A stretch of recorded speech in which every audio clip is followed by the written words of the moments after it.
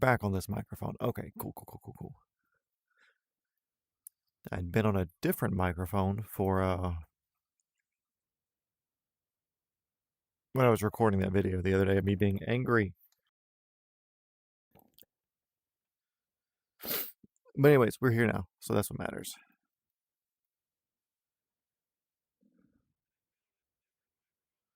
Okay, cool. Audio's working. What do you mean wrong thumbnail? Well, it looks like the right thumbnail to me. Or what were you expecting, around the world? Oh, why does it say around the world?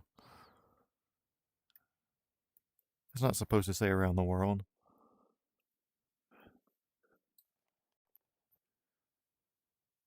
Yeah, it's wrong title.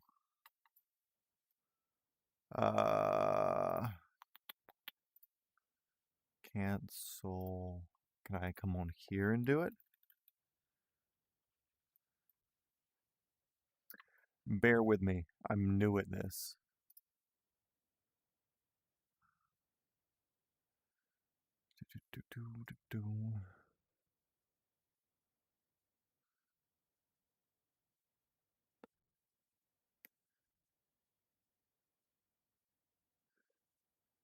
And it should be called Flying as an EMS Pilot Live,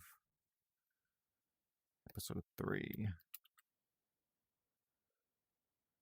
I changed the description, but I didn't change the title.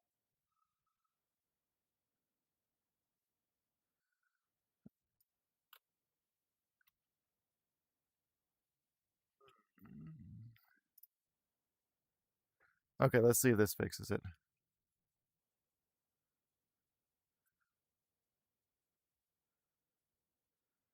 Okay, that fixed the title. Cool.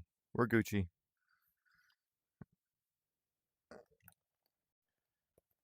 My headset's definitely foggy now. Perfect.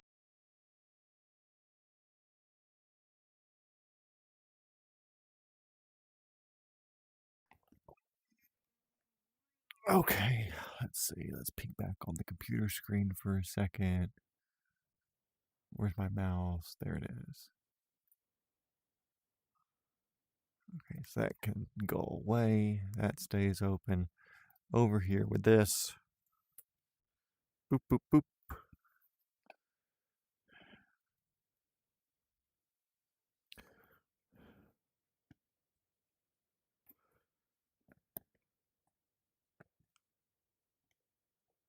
Headset seems clear enough. Cool.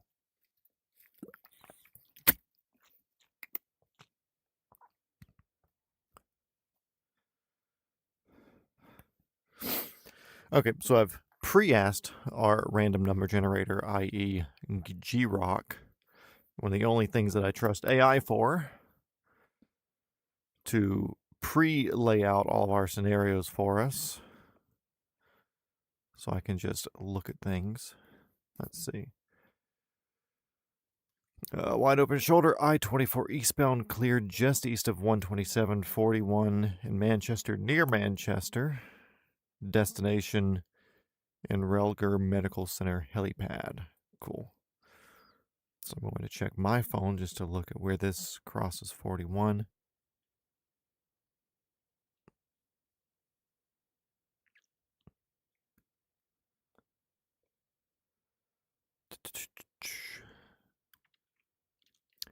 Eastbound, just east of 127. Okay, back. Resume.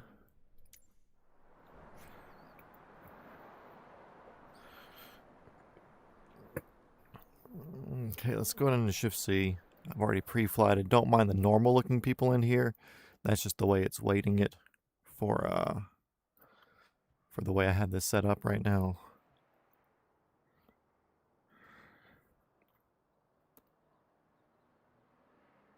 Okay, cool. That feels good.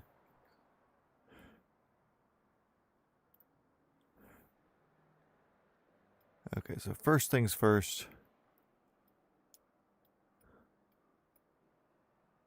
This is our destination, eastbound. Direct to. Let me make sure our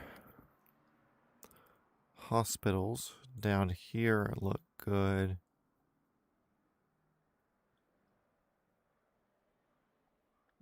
And Relger Medical Center. Okay, that looks like the one in the center of town. Cool. Okay. Actually, I need this here so I can see my people. Hello, Valeska. Welcome.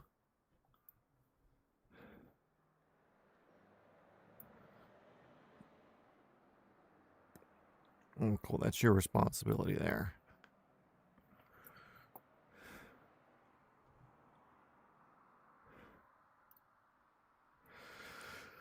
Okay, let's see. Fuels on, pre-flight checks have all been done.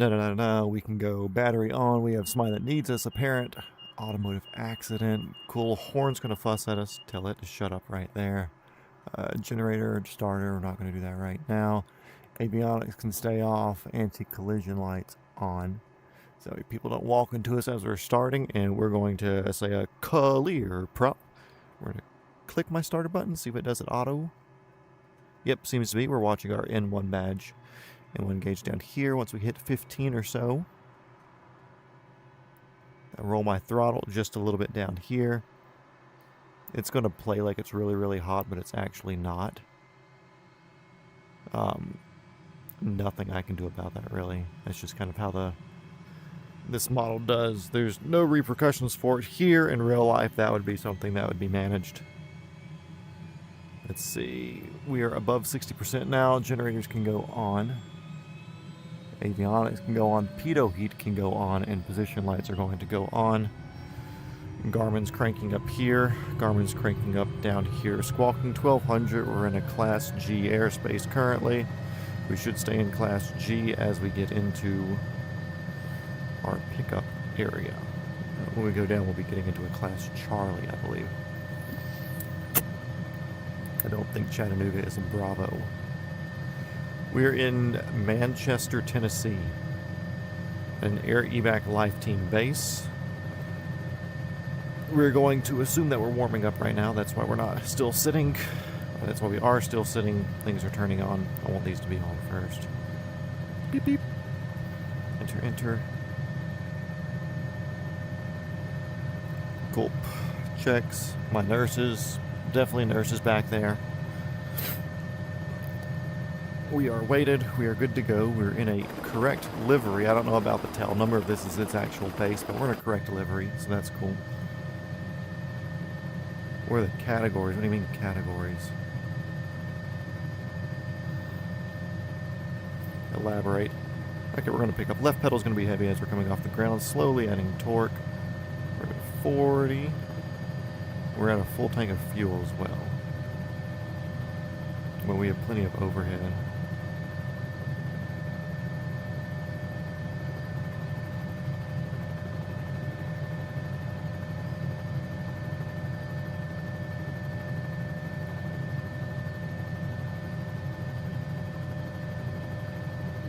So I need to get rid of all my markers.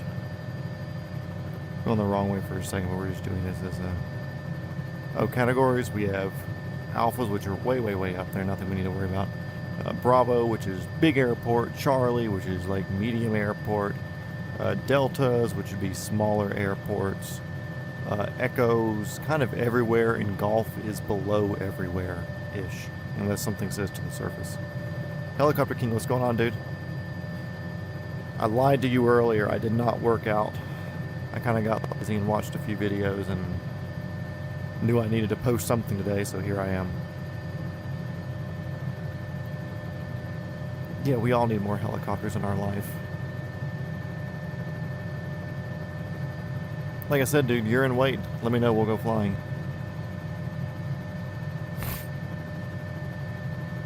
I won't even ask for you to pay for half of it for the first 30 minutes. After that, I can't afford to be big out completely free ride, so I'll be asking pro rata, which if the FAA is listening, I'm aware that you can ask for half of rental and fuel cost.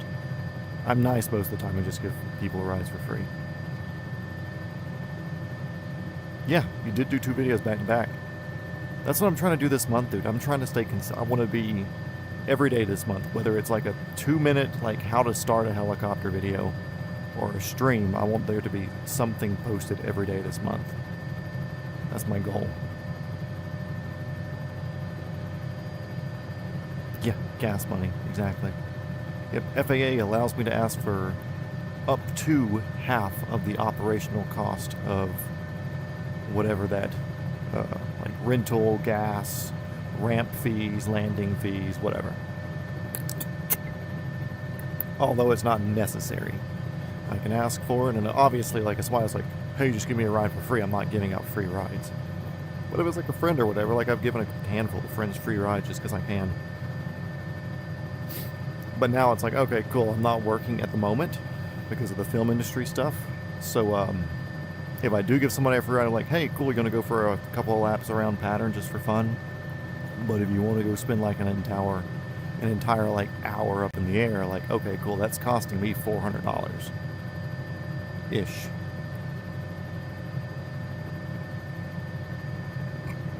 Okay, cool. We're going to be getting pretty close up here. The pickup point was not too far away. We are just kind of up here where this main road crosses back over Highway 24.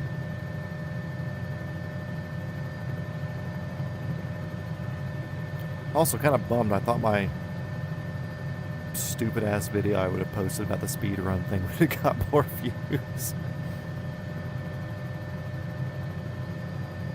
Oh, yeah, also, I want to change the time because we usually fly live time, but I want to be slightly more daylight right now, you know.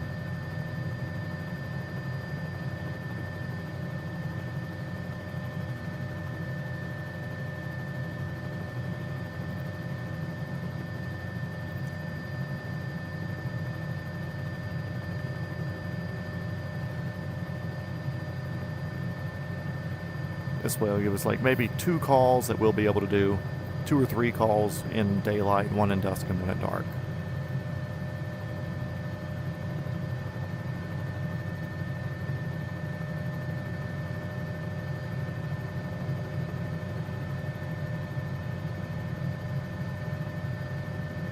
Let's see, where's my water bottle? I peed before we flew. I did not hydrate though.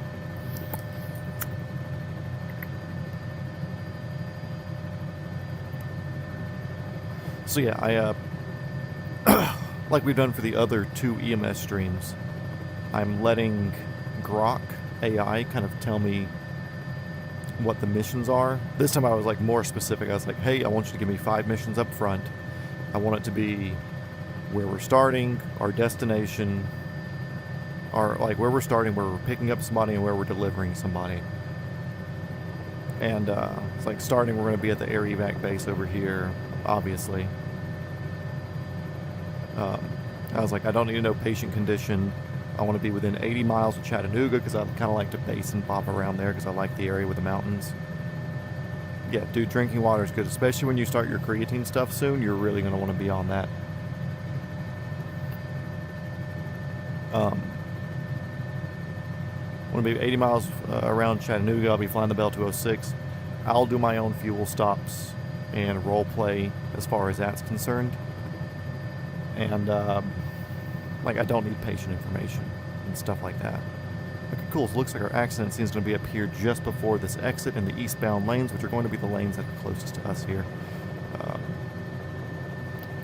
We get over the area. Right now, we're just about even on the ground speed, airspeed. So we're, let's see, looks like maybe a little bit of wind out of our left. Not really.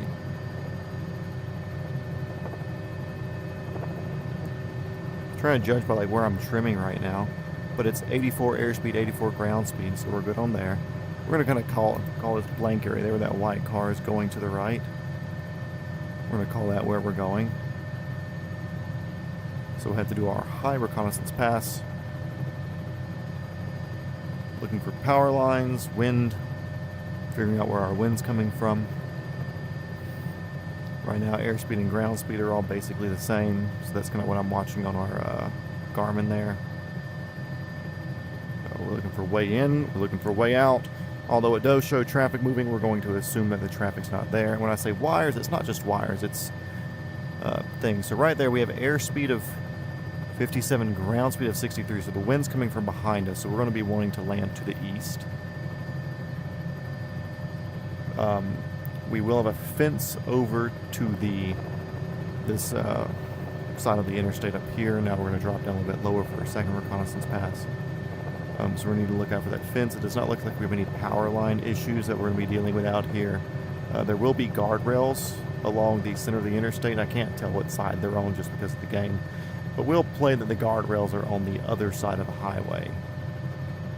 And like I said, we're not going to be coming from, or we'll be approaching from this direction that we're heading there. So we'll extend our downwind once we make this second right turn. And we're just going to pretend that the traffic has been stopped for us. Now, sometimes they would say just, hey, land in the field right there, but I'm going to assume that it's kind of bushed up there and nothing that the firefighters want to cut a fence and potentially let cows out. So they say, hey, it's easier for us just to shut down the highway and get you in there that way.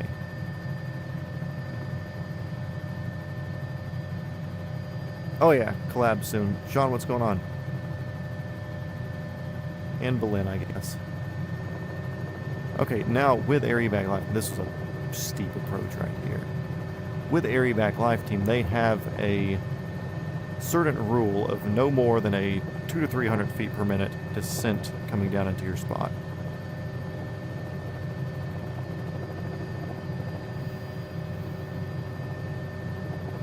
Like I said, we're going to pretend there's no cars here. We're aiming for this gap in the trees up here, but on the highway itself. We're going to keep our tail in line with the highway, as that is where the wind is coming from. And these people are already getting a helicopter ride all the way down to Chattanooga. So even if we spend an extra 30 seconds here getting into our spot, it's not going to be that big of a deal because we're making up a lot of time once we get out of the spot. The Air Evac's pretty stout on their rules about your descent speeds and everything. We're doing about 115 feet per minute down. And if you're wondering what I'm looking at the far right of those gauges on my screen there. And one just blacked out and it's showing a number there and it's blacking out. That's our vertical speed.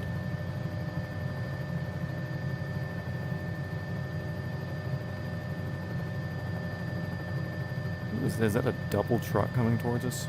That's unsettling.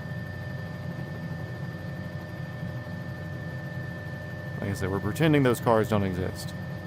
It's called roleplay, everybody. Cool, so we're on the ground now. I'm going to roll the throttle down. We're going to shut the horn up.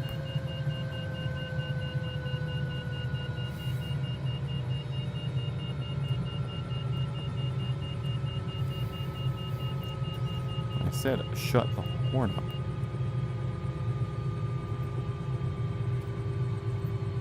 Sean and Belin's in here. I guess, what am I missing up here?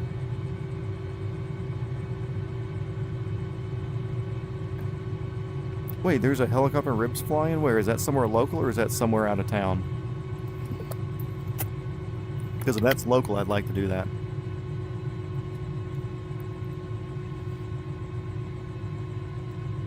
Oh, but when I said, oh, hey, Berlin, I guess. Oh, okay. Hey, Berlin, I'm super thankful that you're here today.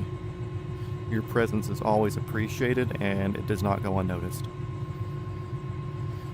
Okay, so our people have gone out there. This was something where we're going to consider that they were already ready to put them in the helicopter, which is why they're okay with us sitting on the highway itself, because they're going to load straight in there and get it going.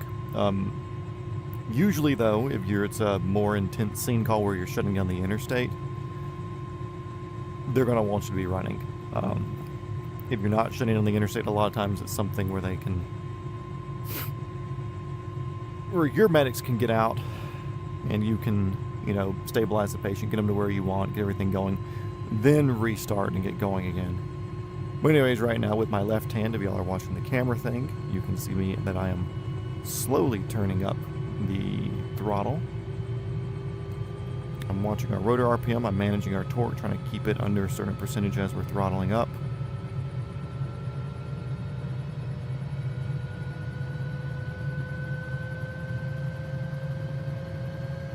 Eight people in here. What's going on, guys?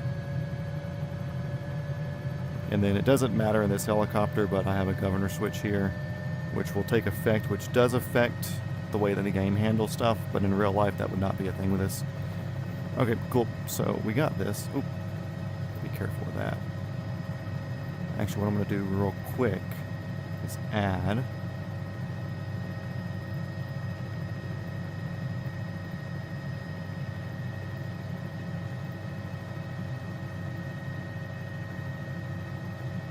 $190.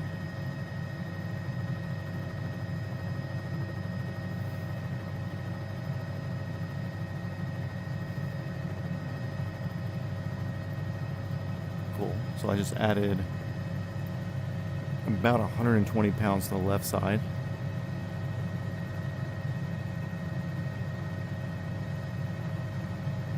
Yeah, the left passenger's not real. That would not be there in real life, but there's no EMS interior for this this model. So now we're watching our torque as we pick up.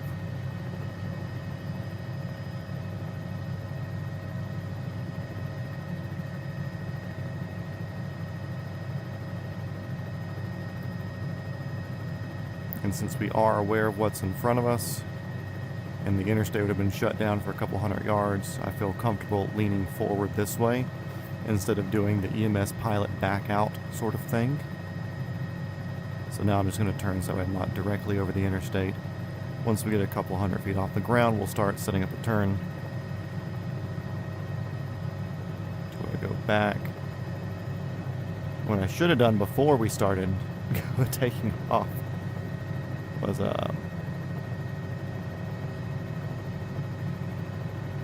marking our spot down here in Chattanooga where we need to go.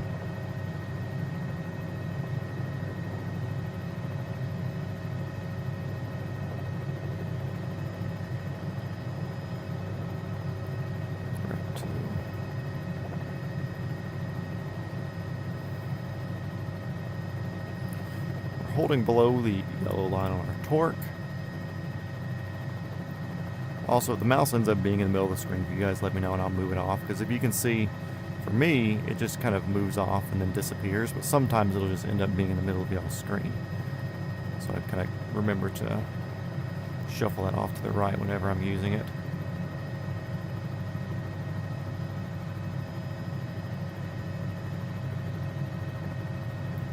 Okay, so we are 51 nautical miles. We'll be traveling around 110 knots, so we're looking at like a 25-minute flight.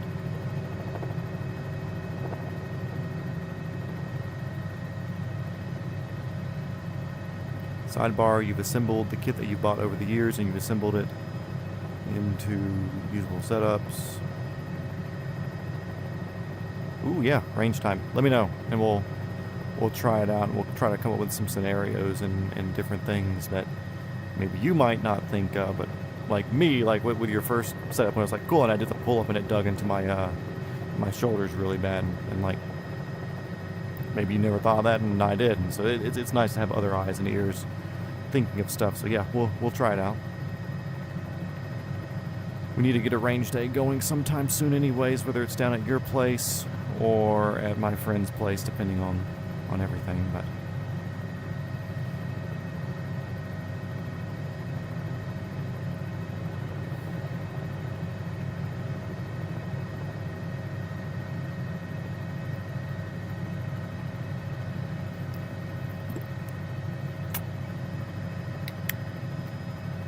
yeah, Helicopter King, let me know where that where the ribs and helicopters is.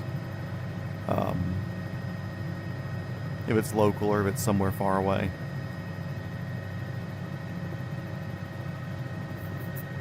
Also, how's everybody doing? How was your Sunday? Just remember, Christ is risen.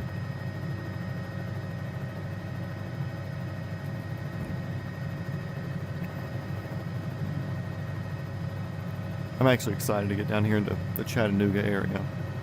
I wanted to kind of fly this area because I want to do mountains. I know last time we were in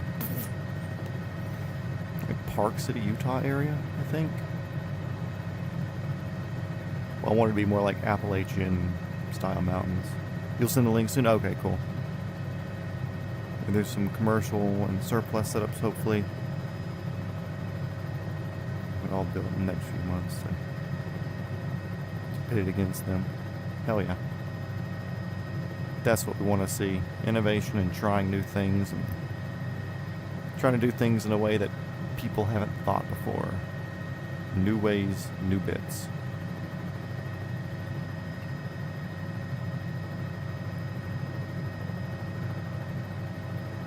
Want some mountain flying up here. Of course, I don't have my VFR sectional chart with me.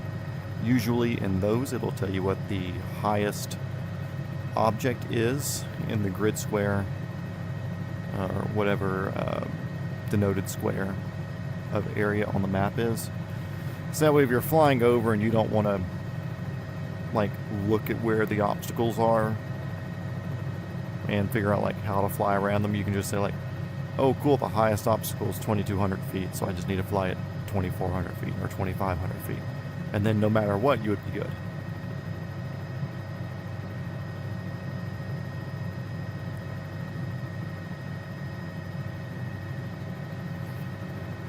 You worked OT today. Well, that was a free advertiser. Awesome event, I bet so. Hey, Sunday work is money, you know? Thankfully you got the work. Thankfully a lot of my homies have the work. I knew going into my industry that work would be weird. So while I can complain, I also knew that going in. So I don't want to say it's bad manners. Is it good to complain even though you knew something going in? It used to not be this bad. It definitely changed over time with everything. Cool, we're doing 120 knots. We have a 15 knot tailwind up here. I'll take it. Oh, they deleted the link. Hey, just keep me updated. As long as I have enough heads up, if it's something we can go to, we'll definitely try to go to. Because there's a chance the school would be going there anyways. Who knows, by then I may be up in the 44, so I can bring my father along and stuff. Load her up and we all go out for the day. Cool. I saw you just sent me a thing. We'll check that in a bit then. Right now we're trying to save somebody's life. Cruising at 2,420 feet. Should be good when we get up here to the mountains. If there's anybody from California watching, I know these aren't mountains compared to your mountains. But in the southeast, this is still not the bigger ones. We do have some comparatively not sizable, but comparatively to this, more sizable. Our ranges are very uniform, very few, like larger protruding types of ridge lines and hills.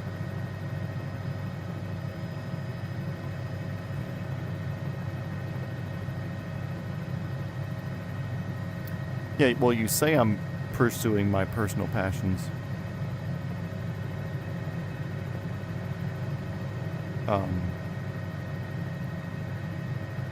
But really, I'm sitting at home playing a computer game, which I'd rather not be doing. I'd rather be like, flying in real life.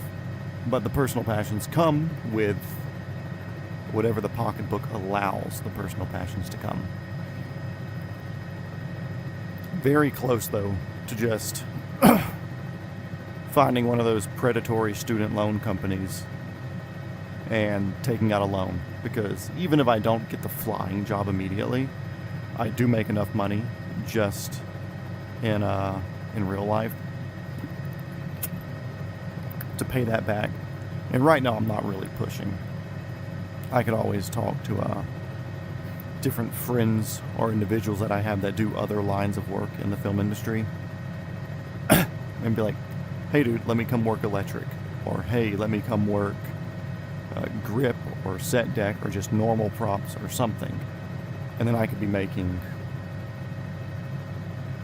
110 a year, 120 a year.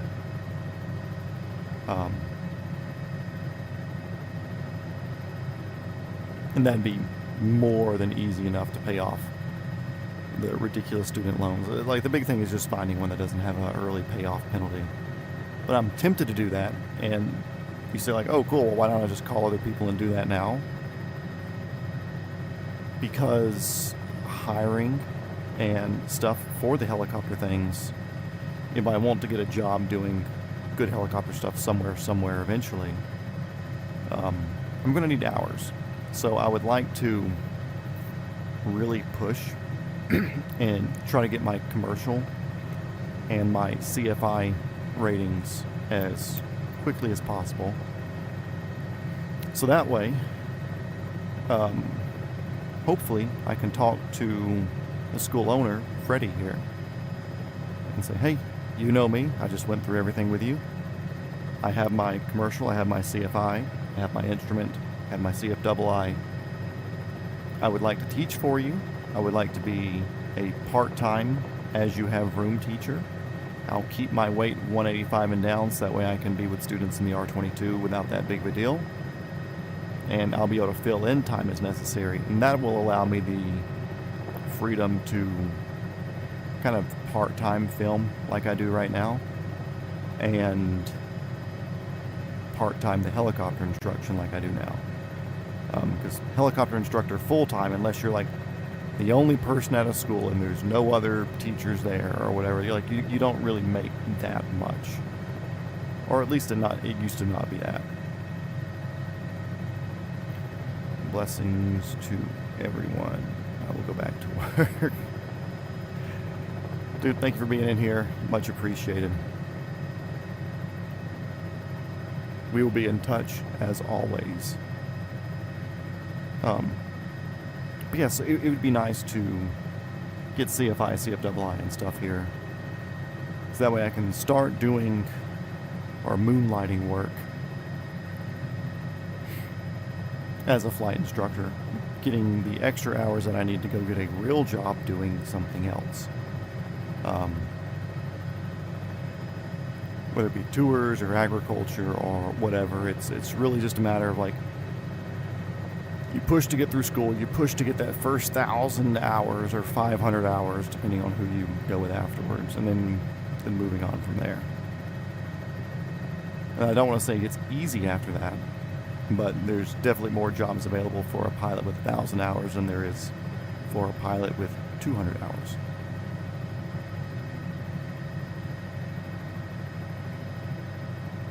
But on top of that too, I would have CFI, CFII, and commercial right at around 150 to 160 hours of flight time.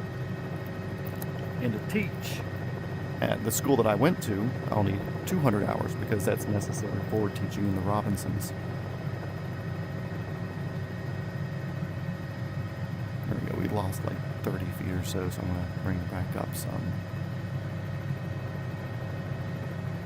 So like flying around Georgia is nice, but it's cool having these mountains and valleys and stuff like that to deal with. And of course I should be typing this into the GPS, but I do know that Grok doesn't give the best GPS locations, or at least we learned that the last time. No offense to Grok if you're listening here one day somehow. But your GPS positions are off what they actually calculate out to be on Google and stuff. So I use your GPS locations just to kind of make sure I'm in the right area, and then I'll find the location that we're describing. Just like you said, the I-20 ramp, it was like an 1/8 mile off, but I knew where the I-24 highway. But since you said what it was, I could say like, okay, cool, we need to land here.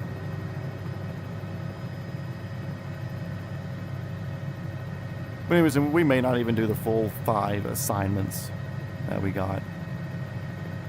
I do know after we land I need to go turn on my air conditioning. Because usually I'll do that before the stream starts. But I forgot to, and I can feel it already. 27 miles in. Hospital already knows that we are on the way. We'll call Chattanooga Approach. Type that into our radio down there on one of the Garmin's. Chattanooga Approach, helicopter November 285 Alpha Echo. We are 25 miles to the northwest in our life flight 285A inbound for Indalger. What do you mean Ugrok? Indalger? I don't know the name of the hospital there. That's what it looks like. Eldiger. Inbound for Eldiger. We're at 2,400 with information echo. They'll say, hey, cool, we see you up there. Squawk. Continue squawk 1200, radar contact or ident or something like that.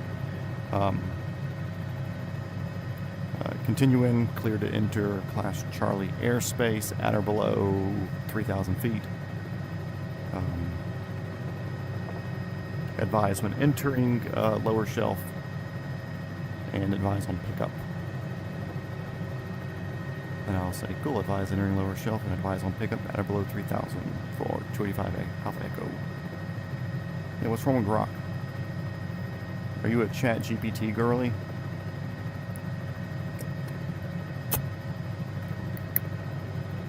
And also, here's my spiel. All AI is retarded. It's all stupid. There are things that you can use it for that are useful, but it's a tool. You don't use everything's a hammer. Everything's a hammer.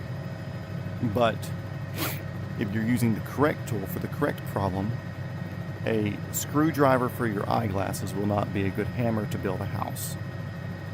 So people want to believe that AI is solving a whole bunch of problems. It's not. It's legitimately retarded. It's just really good at speaking, much like a politician. So when you use AI, use it for something that's good for a machine that runs numbers. What I'm using it for here is a random number generator, give or take. I said, hey, I want to be within a certain area of this, and I want you to randomly generate locations that would be suitable for helicopter landing. So highways, parking lots, schools, like sports fields, etc. And it is pretty good at figuring that out, because that's literally just numbers. It's not quite like picking a random number between 1 to 10. You got like different rules for it to be picking things. Look at this cool valley to fly over. Hell yeah. So different rules for it to be picking over and stuff. But at the end of the day, it's just random number generation. It's a tool that requires a very specific program or a task that requires a very specific program to consider all of the like 7 or 8 factors that I gave it, and then to figure out how to use those factors and then provide the appropriate answer within the given parameters. It's a tool for that. If you ask it to start like thinking about historical events and people and places and like picking favorites or whatever, or like trying to be creative, it can't do that. It will give you the impression that it can. It cannot. It's going to look at numbers. It's going to think of things from a logical, statistical standpoint, and it cannot give you any sort of feelings or whatever. That's just how it is. Sorry if there's any AI listening. I don't care. That's just what it is. And the way or the thing that so many people have become addicted to with things, also I think we're kind of over at Jasper, Tennessee-ish area now. Because I've been looking at houses and properties up on these ridges and stuff, because it's just such a cool place to like potentially live. So yeah, it's something that I kind of look at, or what am I trying to say? Big thing. Oh yeah. So AI, it's large language. It really likes to glaze its users for being creative or cutting edge, in my experience. Oh, okay. I mean, like, I could see that. But then again, it's like people using tools for the wrong thing. AI, if you give it very specific parameters on what you need to do, like before, it's like, it would be like, for our other streams, it'd be like when I was like, hey, I need you to be like my dispatcher and like tell me where to go or whatever. It's like, hey, Life Flight 1 dispatch here. We're sending you off to here, your location here. It's a patient. He's got a heart attack. He's not in good shape. And that's why this one, I was like, just give me a location. I'm flying. I don't need the role play. I'm yapping anyways. Just give me the fucking location. That's what I need. Anyways, it's good at doing what it needs to. And what people need to remember on things like it is that it is a large language model, and a lot of people don't comprehend how a large language model works. Now, when you're using something like Claude to build you a program or help you with building a program, again, that's just numbers running numbers. But any of them, when it comes to conversational things, it's a large language model. And it is a large language model. At the end of the day, they're just trying to code other things into it. And what they do is they don't know their entire sentence before it finishes. It knows the idea that it needs to get through. Just like if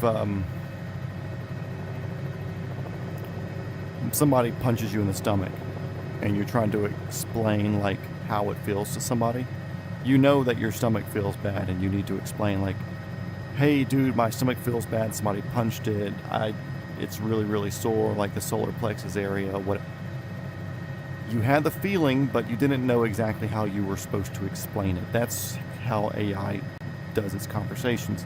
It starts with one word and it says, okay, cool. Out of everything I've ever read on the internet, if somebody were to start with the word my, and you know your stomach hurts, you're probably going to be like, stomach would be the next word, and that says my stomach, and then hurts would be the next word, because it builds the sentences one bit at a time, and it's a language model. It's not a conversation model, it's not a thought model, it's a language model. So that's why it's always so conversational when you're talking, because it's building the conversation as it goes. It's putting together what it thinks. If you were to just like search randomly on Google like the explanation of my stomach hurting from being punched, the AI is probably going to give you almost exactly verbatim what that is. Or if you were to take the average of every single person on the internet saying, hey, my stomach hurts from being punched, and average all those sentences out, that's the answer that AI is going to give you. It's just conglomerating everything it knows about speech and trying to make it one of its own. Now here we're going to go a little bit offline. We're going to kind of follow the river valley a little bit. Yeah, so many people treat AI like it's some sort of genius thing. It's really, really good at numbers. It's not really good at a lot of stuff, but it's really good at numbers. So if you give it a number problem and let it solve number issues, it's going to give you a number answer. But you cannot give a number problem or a language, a feeling, a humanity problem to a number machine, because it's just going to give you numbers.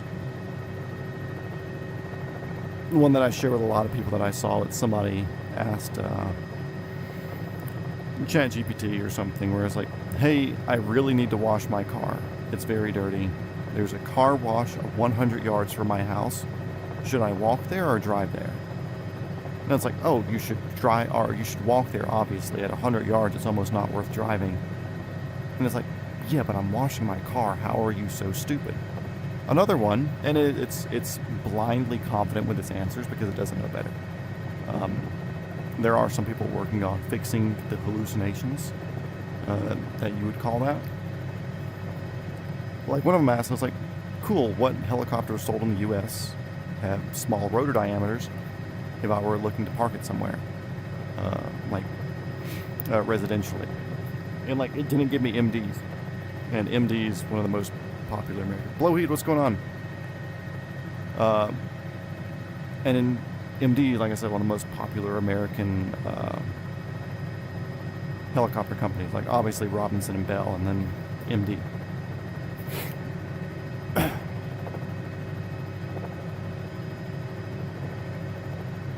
So yeah, it's blindly confident. If you give it numbers, it can do numbers. If you ask it for information and stuff, it's only going to go with what it can reasonably assume. So I would love to buy an MD to park in my backyard.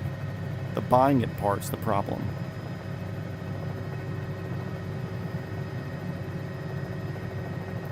Okay, we do have permission to enter here.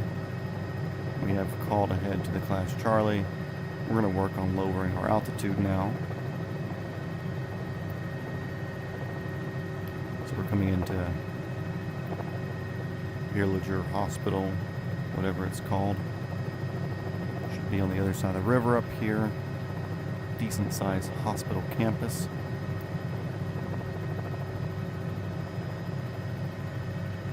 And then once we land, I'm going to hop out of VR for a second, turn on my air conditioning before I melt. And then we'll start our next scenario, leaving the hospital, going to go pick somebody else up. Or transfer. I don't know. I haven't looked at what the second scenario is yet.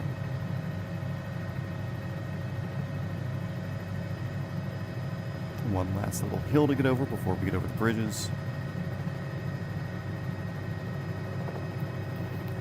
Zoom in on the tablet because I've never been to this hospital before, so I don't want to get too lost. We're going to start slowing ourselves down as well, so I'm pulling back on the cyclic, lowering the collective a wee bit, trying to maintain what altitude I'm at, or just losing maybe like 200 feet per minute. Nothing crazy. We're just getting an approach into the area, not making an approach to the pad yet. I'm going to kind of level off here.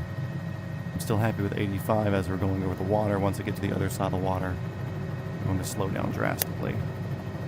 Because I believe the hospital's more or less dead ahead of us. So what I'm going to do, I'm going to shove off to the right, maybe about 10 or 15 degrees.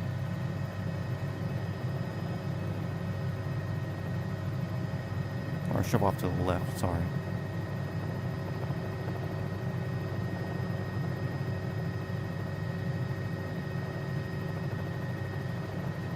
I believe that's it on top of that little M-shaped building right there.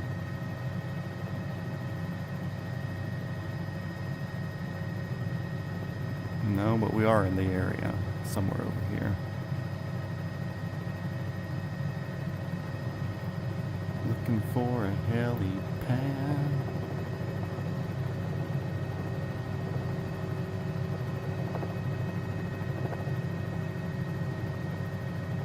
There's a helipad somewhere here.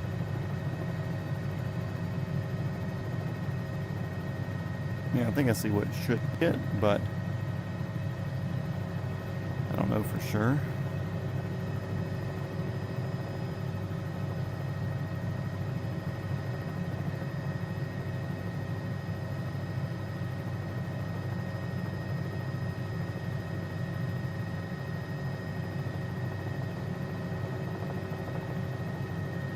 Actually, since I don't know where the game's putting it. Oh, so it's inside the building. Okay, cool. We'll just pick a spot out here and land there since it's covered up. It's just a failure on the rendering. But we'll still pick a bit of a pinnacle spot. I don't want to put it on the roof because I don't know how full the roof is. What we'll do, slight tailwind that way.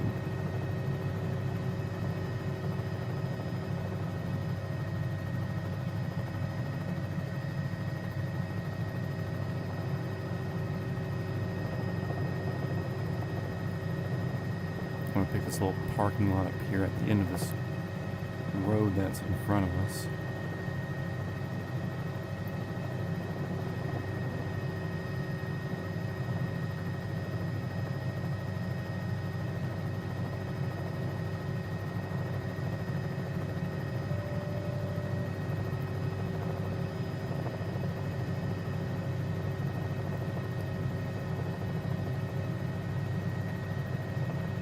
do have power lines in front of us, but they're not crossing our parking lot area. I'm watching out my little window here for my spot. Which that's it right there on the other side of that black car. But y'all can't see. I can see my right eye. There you go. I'm pretty sure y'all are left eye.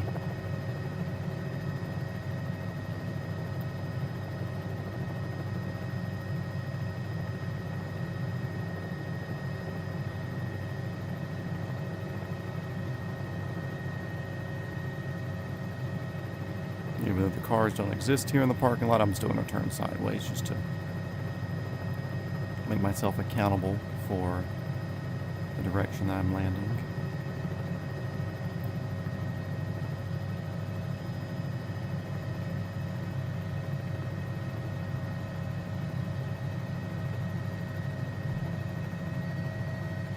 On the ground, collective all the way down, roll the throttle off, governor off. Okay, give me a second, guys. I'm gonna go grab a. You genuinely appreciate the dedication to the flight suit. I gotta be goofy, you know. Give me a second. I'm gonna go turn my air conditioning on. I'll be right back. VR off. Pause that.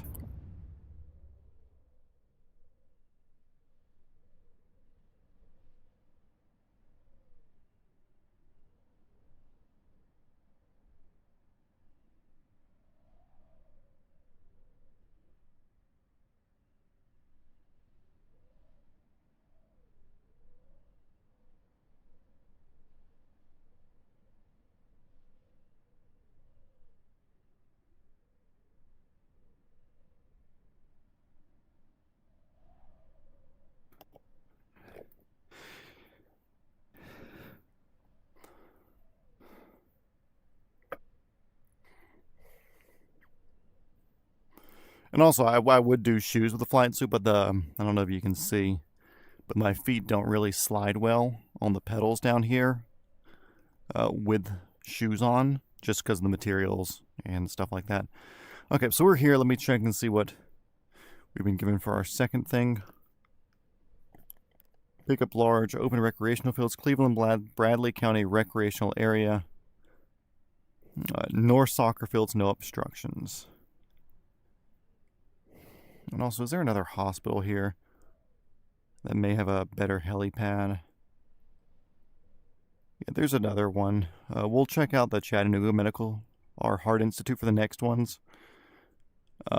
Just to have better landing opportunities. So we're not trying to like land through a roof or something like here.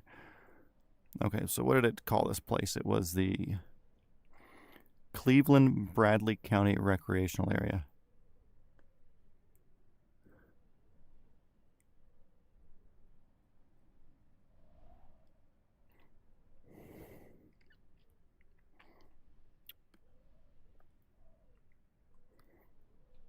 Okay, so that's up and out that way. Let's resume. Our people are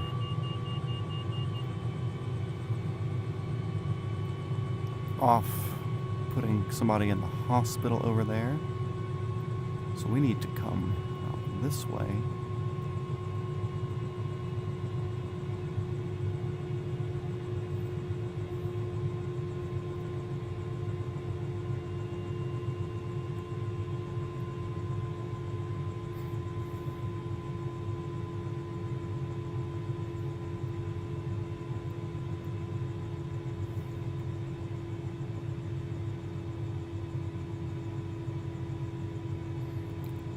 Strip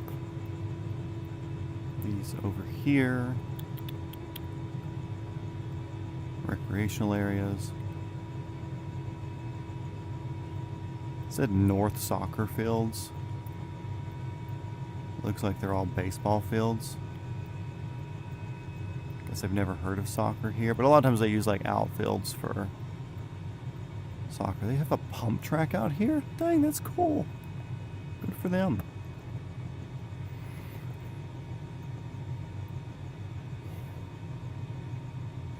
There's a parking lot here, parking lot there. I'd assume if something happened, they would probably not go to the school lot, so paramedics would be here, which which means our best place would probably be right here by the tennis courts. So we're going to direct to that. Oh no.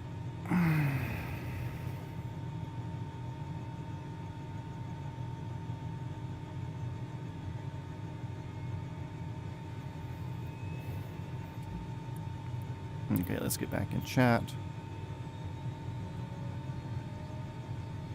My favorite local restaurant across from our hospital. Been there twice. The heli came in and out. Oh yeah, this sounds wild. I love...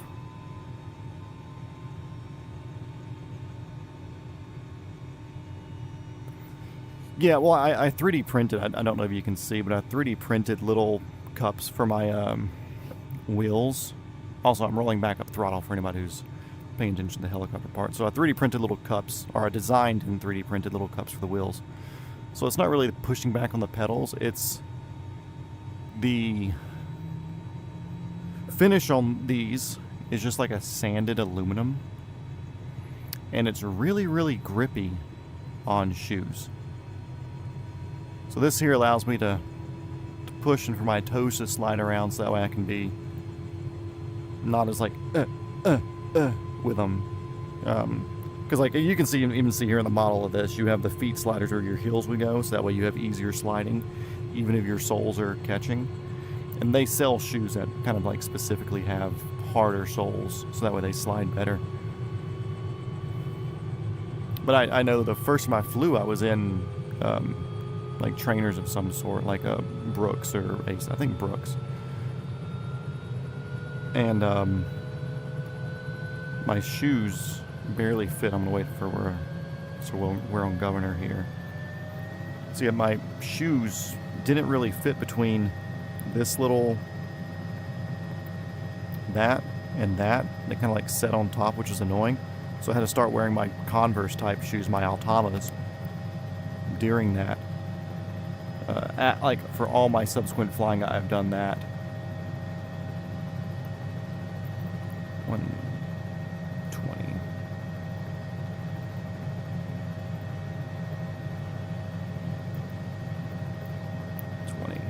Enter. Okay, now we're 140 pounds lighter.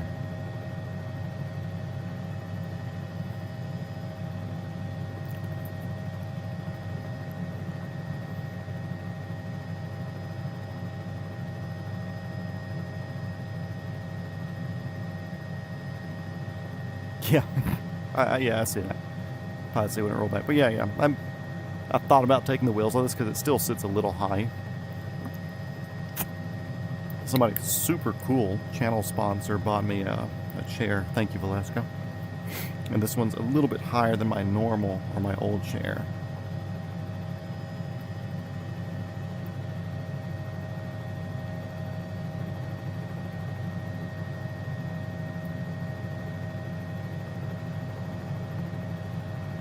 We know we're clear going out and backwards a little bit. So out backwards we go.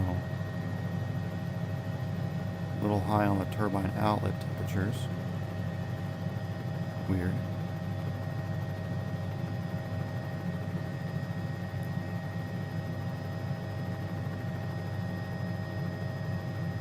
Not exactly a good departure, but working with what we got here. I don't want this engine to blow on me, but this helicopter model is acting kind of strange. Okay, so on the way out real quick, I'm going to check out these hospital pads just to see if they look any different. Going off script.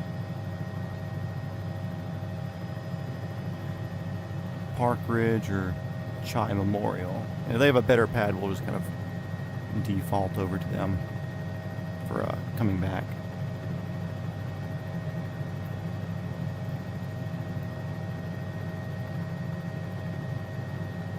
This looks like it may be parking lot pad.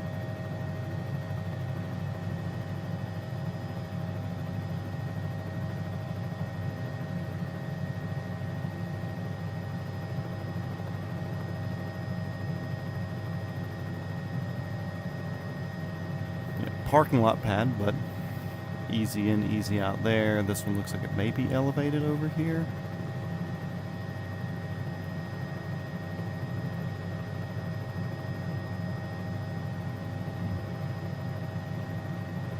Also looks like it may be crooked.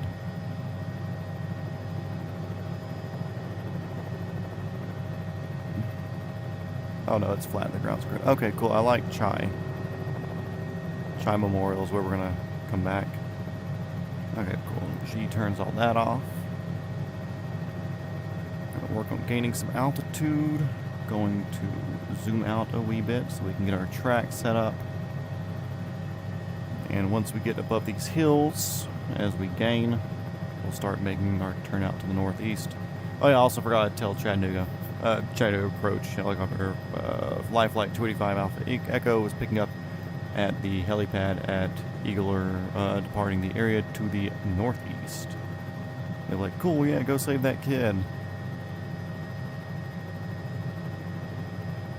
Yeah, so my racing shoes, they're rolled hills, but they're still rubber, so they are grippy for sure. Also not smartest to be diving a ridge at this height. I'm sure they have some sort of rules against that.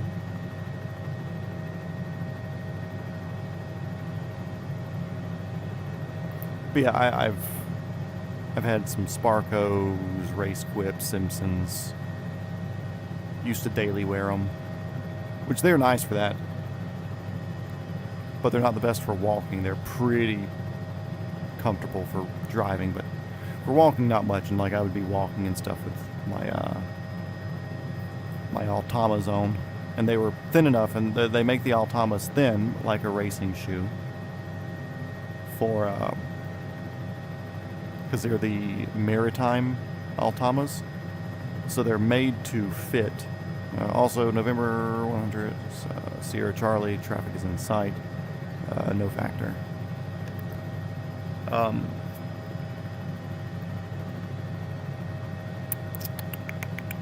need to get back on that sim. I'm unfamiliar with that brand. Yeah, running's not smart. Especially in any of those super thin soled shoes. Either do barefoot running, and you got to kind of train yourself into that if you're used to normal shoes.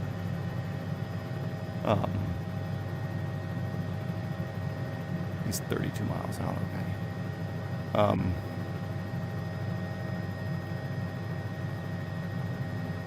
But yeah, the Altamas, they're made thin because they're maritime shoes, so they're made for like tactical stuff on boats. So think Navy SEALs, in and out of the water, etc.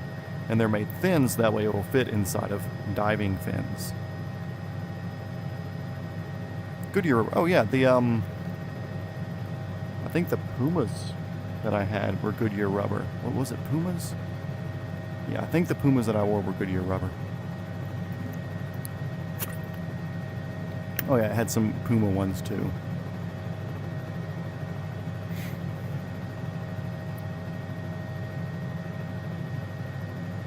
Yeah, we're getting up on 2,000 feet here, 115 knots, 125 across the ground, so we've got 10 knots up the tail. And we are 18 miles from destination. Piloti is the name, sorry. Okay, cool, gotcha. I'll look into them. I just did get a new pair of tennis shoes though, because my old ones, I wore them slap through. But I just got a pair of On Clouds. Stupid expensive, $170 for a freaking pair of tennis shoes. But they're thin, because like I have Hoka boots, which are super comfortable, super lightweight. But the Hokas are wide, and a lot of the new running shoes, they're super, super wide, because they want to give you all of that nice, smooth foam for all that. Which, cool, but I want something thinner so I can wear it flying too, and I don't need to worry about bringing my Altamas with me. Won them in autocross, don't know much about it besides that. What's the autocross rig? What's the setup? What class do you run? I had a friend who had a spec-built car, and we used to do split driving duties on that, so he would do a run, I would do a run. He would do a run, I would do a run. We just like flipped the number upside down, so he was like 16, I was 19 or something. Or 13 and 31, something like that. Yeah, that was fun. I was always good at autocrossing, just haven't had anything worth doing autocrossing in recently. Which I know you can take anything. I just haven't had anything worth autocrossing. I mean, the IS could go, but it's a daily. Don't want to be on it too much. Needs tires. Needs timing belt. Doesn't need it. I mean, it's past due. It needed timing belt.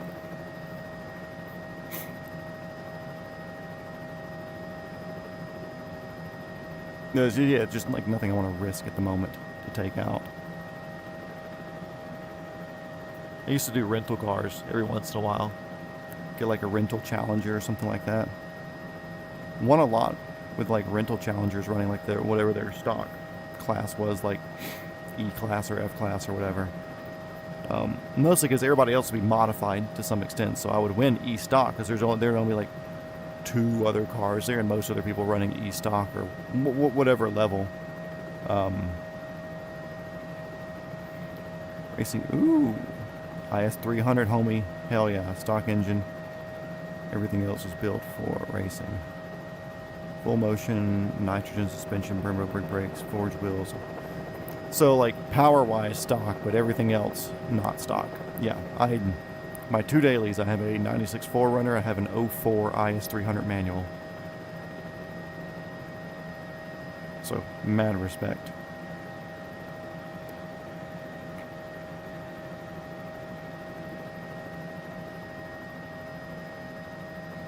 I love the IS chassis though. They're not fast, which is kind of the, I don't want to say the downside. They're great for what they are. All bushing, sways, corner weighted and aligned for rotation. Nice. 2002. Yeah, my first IS was a 2002. Black one, manual. I enjoyed it. This one's a silver one in manual. Both LSD, obviously. I wasn't going to buy a non-LSD car. I checked VIN and plates and everything for that. Anyways, yeah, love the ISs. Are they slow compared to other cars that they were in the same corner of the market with? Yes. And Lexus has been, or Toyota in general, has been horrible about that, and I hate that. Because I'm a Toyota guy. You can't see it, but on the inside of my arm, I have a original Toyota from like the 60s tattoo.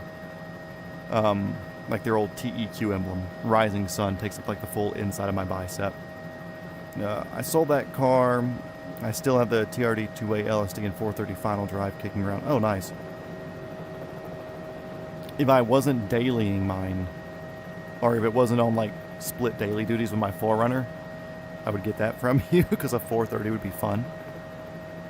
But I still need to like drive it, do road trips and stuff with it, because even though it runs premium, it's slightly cheaper than my 4Runner. Because my 4Runner gets like 17 miles per gallon, lifted, bigger tires, SUV. Lexus, I can, if I'm paying attention and not being an asshole, I can do like 24 to 26 miles per gallon in the Lexus. And even though it's premium, that difference in mile per gallon makes it slightly cheaper in the Lexus. 4E Saudi, full exhaust, Grady long two pedestrian exhaust, 262s would be fun. I've always wanted to do like a solid NA build. But yeah, but like I was saying, it's like you look at what that car was meant to compete with. So, Lexus being a luxury brand, they want to compete with the BMW 3 Series, which any car person, especially Valeska, if she's in here, she'll chime in because she's a car person. You look at BMW, it's like, cool, you have like the 318, the 323, 325, 328, 330, and the M3 from that year and time period. All like 318 4-cylinder, I think 323 and up was all 6-cylinder, but like different tunes, different internals, maybe different engines. I don't know. I don't know that much about the BMWs. But then you get to the M3 and it's like a 320 horsepower straight 6 screamer. Yeah, the Toyota Altezza. It had the option for the IS200 and the 3 SGE beams, which is a fun engine. And there's also one GGTE 2-liter straight 6 turbo that was an option, I believe. And then, of course, the 2JZ GE NA engine. But, like, you look at the BMW and their performance level, like, hitter, the M3, is a 320 horsepower snot rocket. Super fun car. And now the IS has really good bones. Luxury export, United States. If that's not true, or if that's a joke, then it could be true and I'd believe it. Or if it is true, I'd believe it.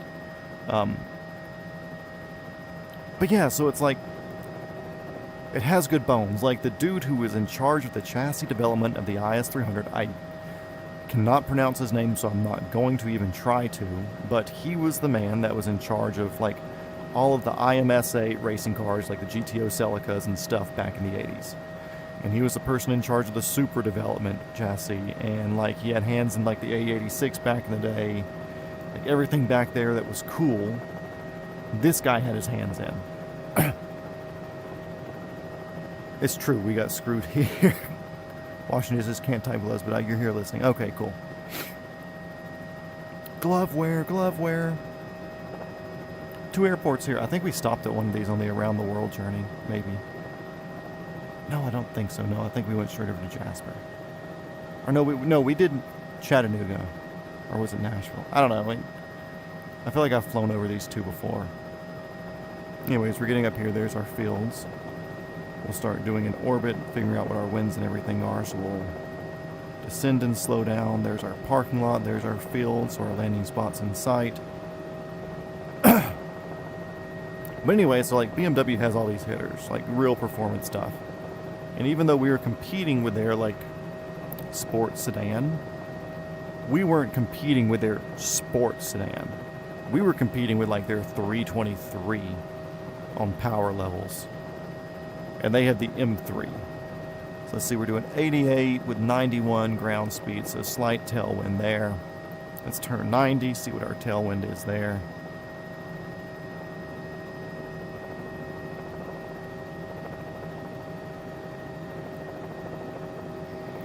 Uh, 72, 72, so pretty much dead air there. So yeah, like, they have this car that's supposed to compete with the BMW M3 or the BMW 3 Series, which it does all right if you're looking at like the base model 3 Series. It's not the 318, like the 323. And like from there, it does decent, you know. Ground, so slight tailwind there. Wind wires way in and way out. We're going to come over that field and parking lot area, I believe. Don't see any power lines.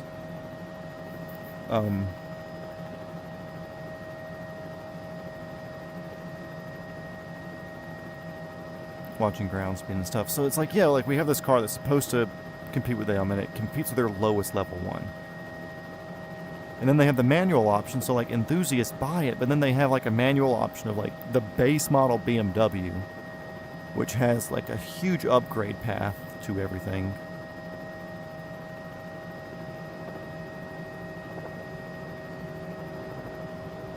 So yeah, we're going to be approaching from this way. So I'm going to set up a long, kind of go over the road next to the baseball fields there. That'll give us a clean way in without being over the fields of kids. Yeah, then we just kind of get... Yeah, it's enough to make it fun. It's gear right to make it fun. It does a decent job. Don't get me wrong. But it's also like I had a very, like, my first IS was decent. My second IS was like, had a tighter engine than my 04, just slightly stronger in whatever ways or whatever. We'll be over these power lines going in until we get over the fields, and we'll come down. Right now, crossing at the tower. Why does that one turn sideways? Which way are you going? Oh, it's kind of just like weirdly bouncing around. Okay.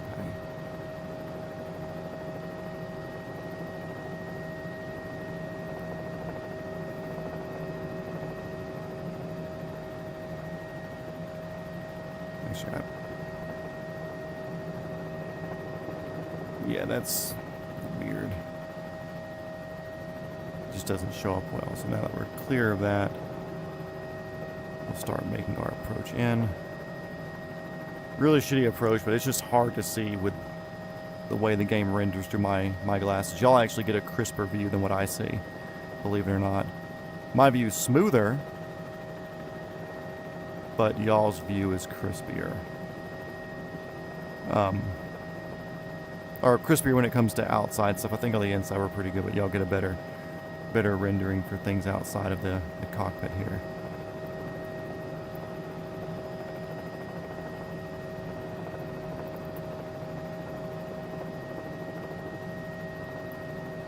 But anyway, so yeah, we have the highest render, which is quick and in fun for what it is, but compared to with what you would like it to be,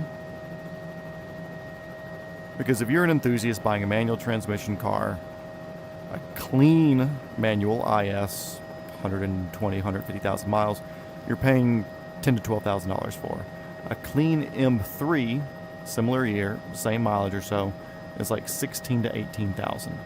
So obviously it's more expensive, but even then, like you look at a 330, which would be around the same price range, if not cheaper, it makes more power.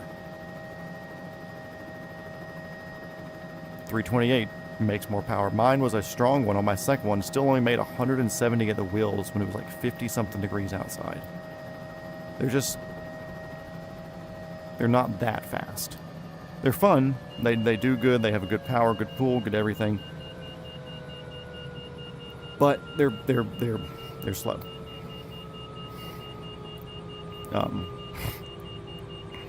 So that bugs me.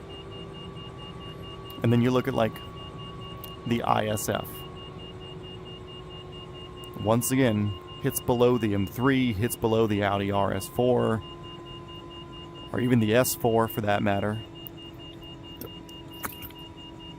Look at the GSF, doesn't hit as good as the M5.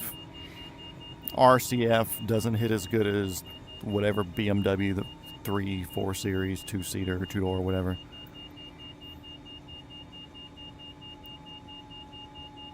I posted some pics I could find it in the Discord.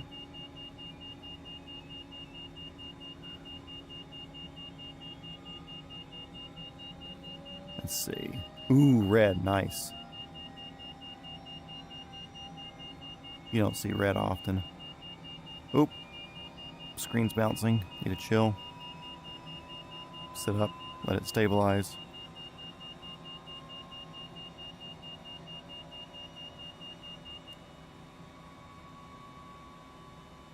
Why are we bouncing? Do I need to turn a light on for it to... There we go. You're just having some tracking issues for me, and it was bouncing me all around. I don't know what it looked like for you guys. Yeah, clean IS. I'd like to build something more stout, but...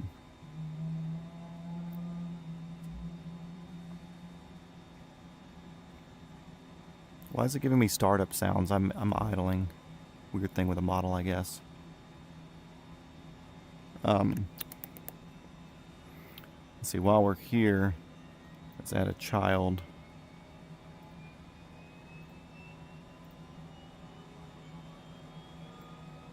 Yeah, it's having issues with the sound. 160, so 40 pounds front. 40 pounds rear. Load an aircraft. And at this point, we really would have shut down and let them figure stuff out. But whatever. Let's roll throttle back up and we'll work our way back to Chattanooga.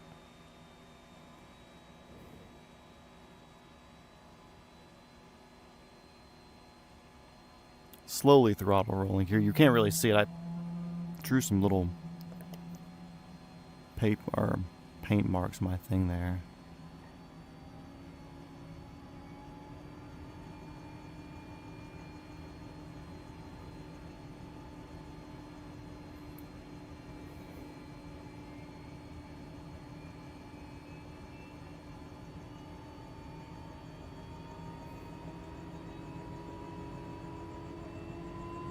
Oh, no wonder it was taking so much torque. I was leaning leaning into the cyclic there.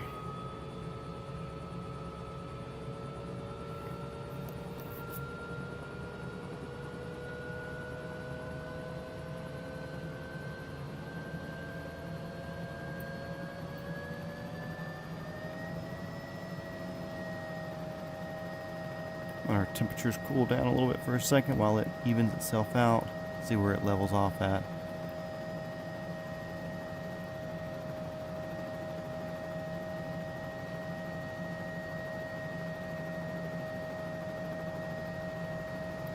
Cool about there. Missed the sound. The IS it sounded like a V8 loping around. The STI engine had equal length headers, and BB turbo sounded nuts. Crazy spool. I still think my favorite turbo car that I had a 1993 Toyota Starlet EP82 GT Turbo imported car.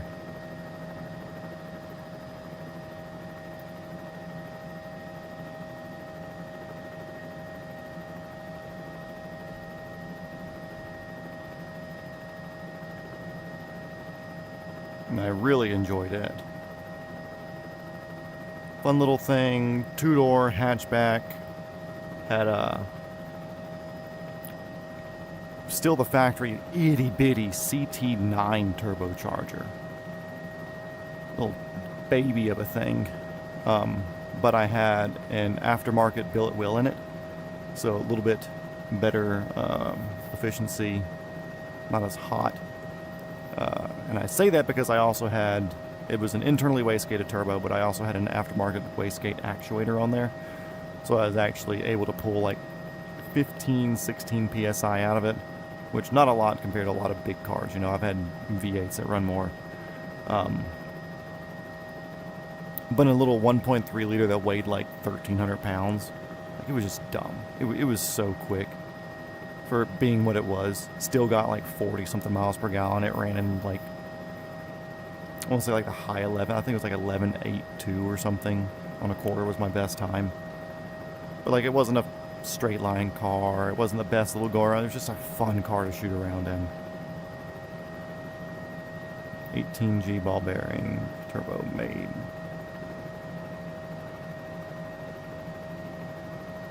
You knew there was a reason he liked me. Yeah, that thing was fun. A lot of people actually do the TD04, which I think's a Subaru turbo, right? The TD04 was like the factory turbo on like the Bug Eye and like 04-ish STIs.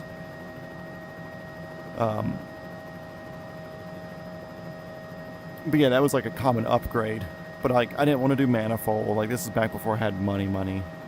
So it's like, I didn't want to do manifolds. I didn't want to do all the new piping and stuff. I was still running a factory top mount. I just worked on efficiency with that. Tiny Boeing turbine for sale. 350 hundred. Which one is it? Is it the like what T50A1 or something like that, I think? But yeah, my Starlet was fun. I really enjoyed that car. I'll look for some pictures of it. I was never really a big social media person until recently, so I don't have a lot of pictures of a lot of my old cars. But I had a few of the Starlets just because it was so neat.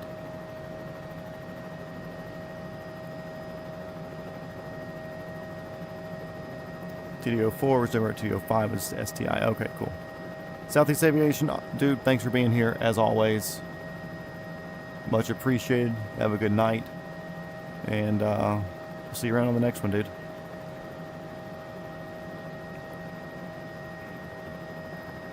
But yeah, so a lot of people do the TD04 stuff, and they would get up to like 240, 250 horsepower was like the average.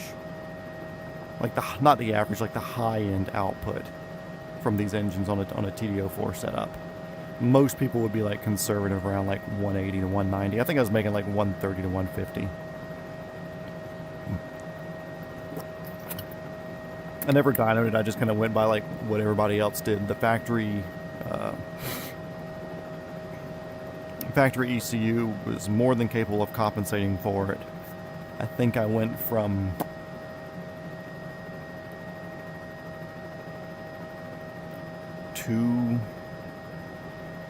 295s to 315s on it. And then there's one that come BR, I think they're still around. One of their old mods was just like a fuel injector adapter setup thing. Like I didn't even put like an Apex ESAFC or anything on this. I did on a few other cars that were piggyback friendly. But on the Starlet, it was like, dude, you could just like put those on there, put something on there that just kind of like compensated that little bit extra for, and I ran a wideband on there for like 2 or 3 months just to watch it to see if anything was like throwing any like red flags. But the factory ECU was keeping on target, doing what it was doing because it was compensated enough for with whatever resistors and shit they had figured out. It was a super, super low effort build, but it was so fun.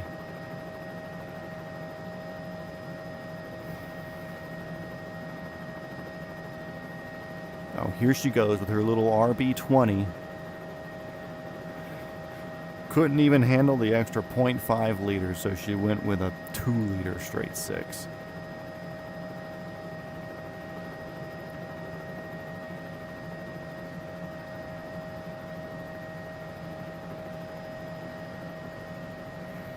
Okay, Chattanooga approach, Life Flight 285 Alpha Echo.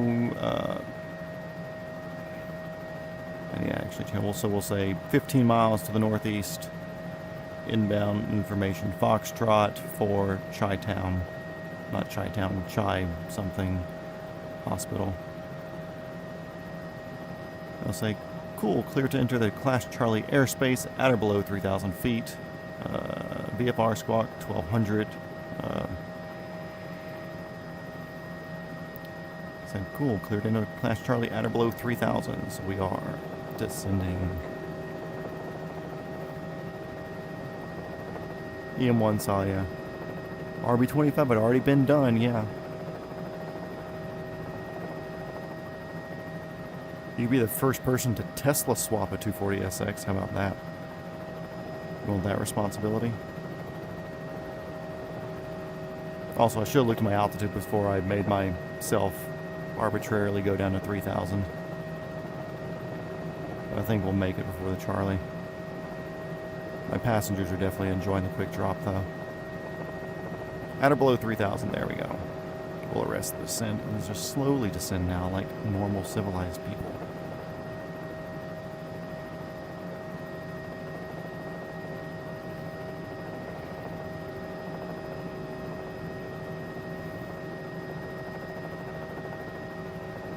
And it sucks because of all the freaking rules here about stuff. So like, cool, we didn't get the SR20 DET in anything.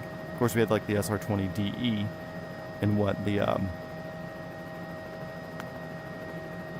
not Altima, Sentra, the Sentra SER. So we had like the standard SR20 DE transverse mounted. I don't know. There's a different designation from that. You're going back to dishes.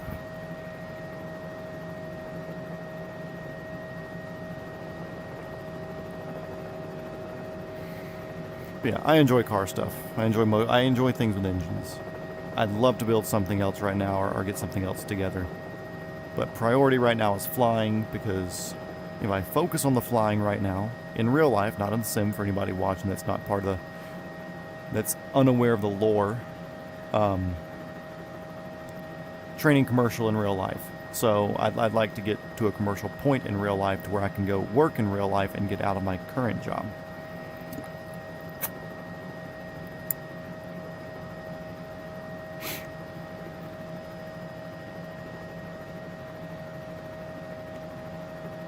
You may or may not have a RB26 DETT coming in to my right. Ooh. Swapped, or are you actually like 34? Bringing in the 34. Or, well, not 34. 26. I'm not a Nissan guy, so I have to speak slower. GTR. Because the 32, 33, 34 all had the 26. In the GTR models, GTSTs were the 25 DET. And the 20s were just in like the GTS, maybe, or something. I don't know. Oh, it's swapped.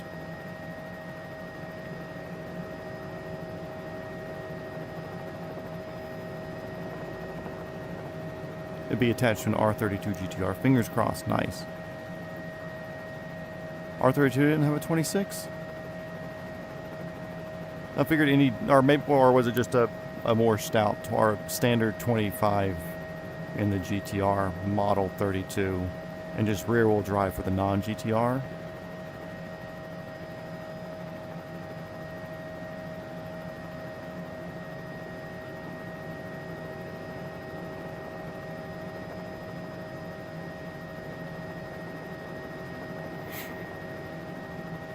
Anyways, I'm a Toyota guy. 2JZ, 2JZ, 2JZ, 2JZ, 2JZ, 2JZ, 2JZ. I need to stop wiggling the controls. They're trying to put an IV in back there, and that's probably really messing them up. Ooh, there's a little fast right there, 130. I'm going to pull back on the collective a little bit and slow us down. The kid's needing time to get that IV in after I just had them stab him like 6 times. Blacktop 26 DTT. Okay, cool.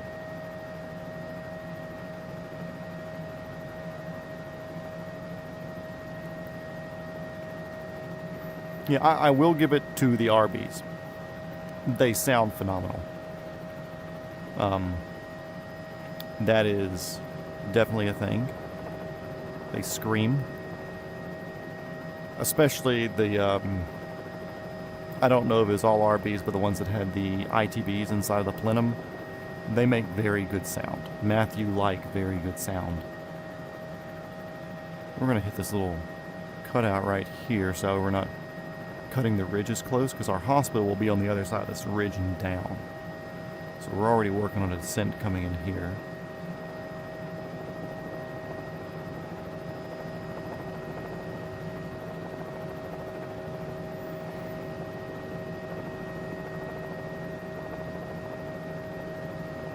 Yeah, I don't know if it's all of them either. I also know a Neo exists. I have no idea what that means. And don't take that for me asking for an explanation. If you don't want to type out what a Neo is, you don't need to. But there's a lot of different versions of the RBs. 2Js are easy. It's like 2JZ GE, 2JZ GE, or GTE. Of course, there's also like the 1JZ.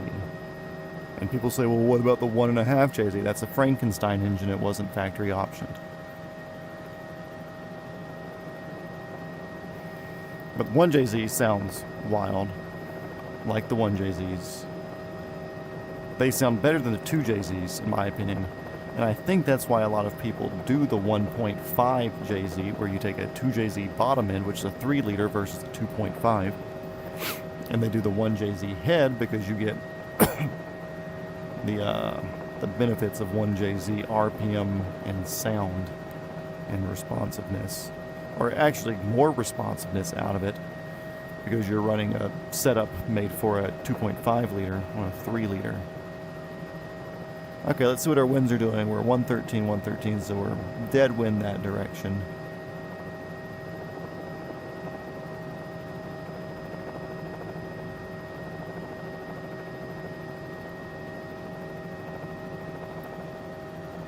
We're coming into the correct area. There's our helipad at our 1230 right there.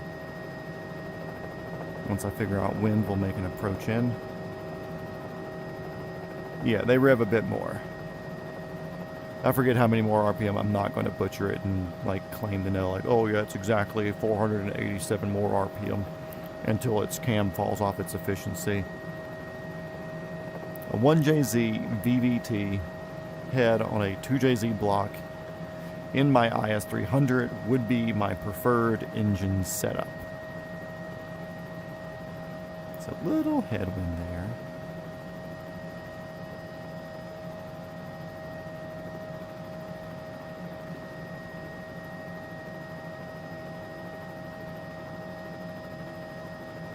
So airspeed here was a lot more and ground speed was a lot lower, so we have a wind coming from this direction. So we'll circle back around. We'll kind of make an approach from the ridgeline direction, or the parking lot direction. Then again, I feel like a lot of these hospitals will have like approved approach paths in, where it's like, wind be damned, you're either coming in this way or the other way. You're going slow enough anyways to where you're like out of ground effect hovering, coming all the way down into it, where you're not actually in any sort of ETL efficiency. But we're going to make an approach over this parking lot here.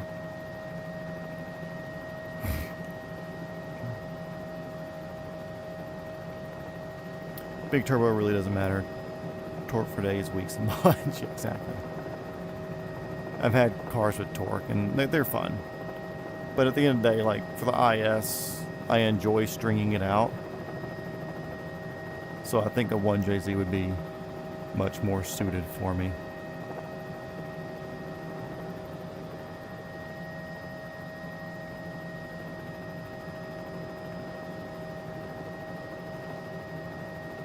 Okay, and there's my steep approach path there, so I'm going to lower my collective and slow down and try to keep the helipad in the exact same spot there, right behind that window frame,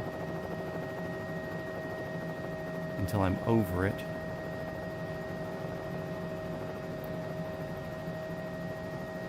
Start going forward too much there, not enough down.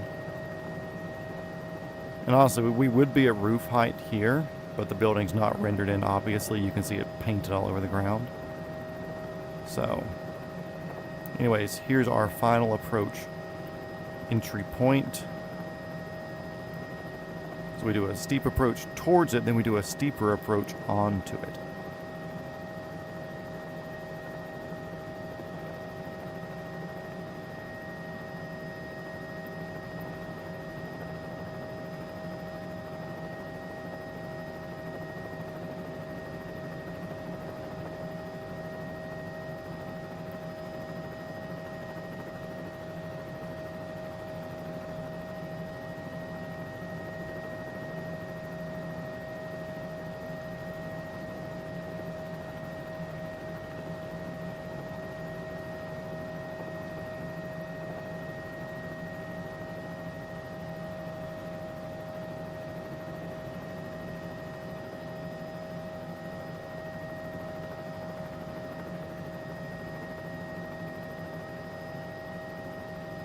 A little bit of wind movement down here, not that big of a deal.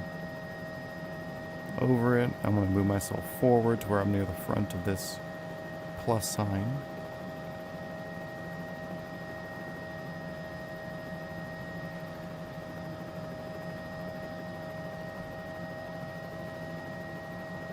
A little to the left, I'm happy.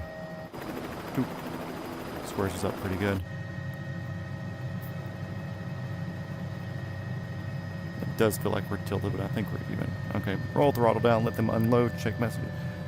Our helicopter flies, hospital at high speed, heads over water, turn 180, then a more direct approach. Yeah, some hospitals have very specific paths, especially like around Atlanta, where there's a lot of towers around Atlanta, not just skyscrapers, but like radio towers that they have to be wary of.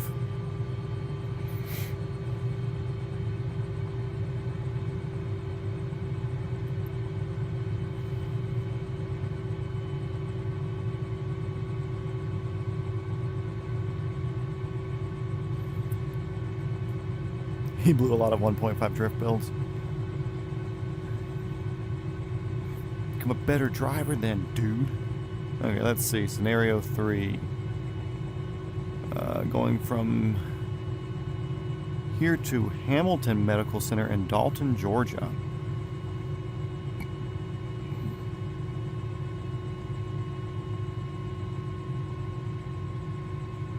Let's see.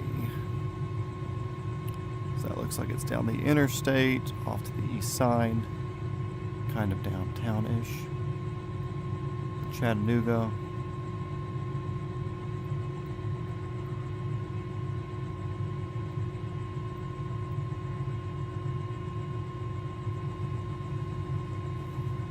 Yep, that's it.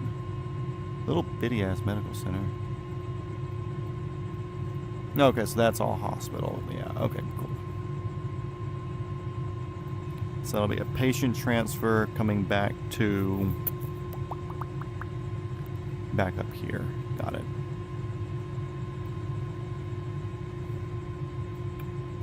And I think what I'm going to do on this, I'm going to advance time just a wee bit. Start darkening it down some for us.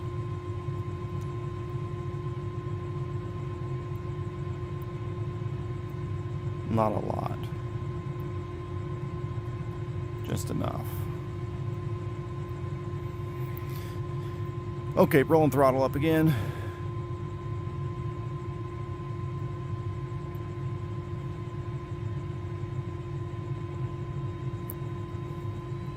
She says she's alright, but really she's fuming.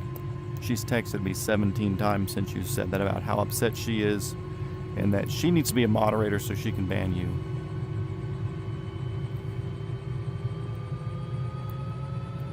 Well, actually, before we roll up, I need to take patient out.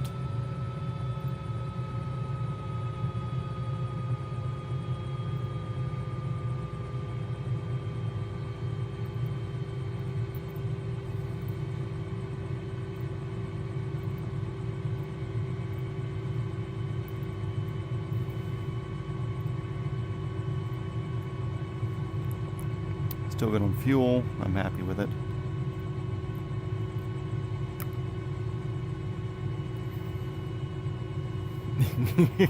What do you mean lies? You're obviously fuming.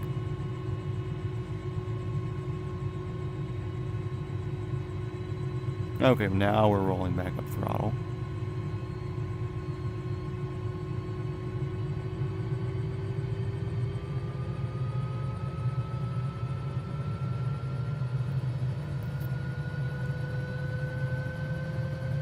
Ready to flick my governor switch. Not a real thing, but I have to do it for the way that the sim works with governors. There we go. That's good. On the pad, ready to go. Chattanooga approach helicopter 485 Alpha Echo at that other hospital. We will be departing the area to the southeast. Chattanooga approach. Punk, that's me. Cleared for pickup at other hospital. Direct southeast. Squawk 1200. Advise when leaving lead class Charlie. Or, well, clear direct at or below 3,000, really.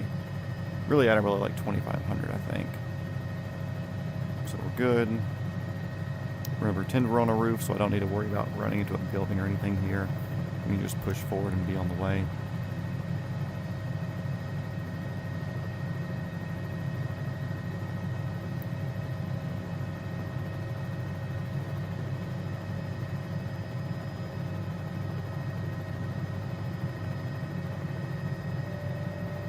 We'll hit this little saddle here on the way out.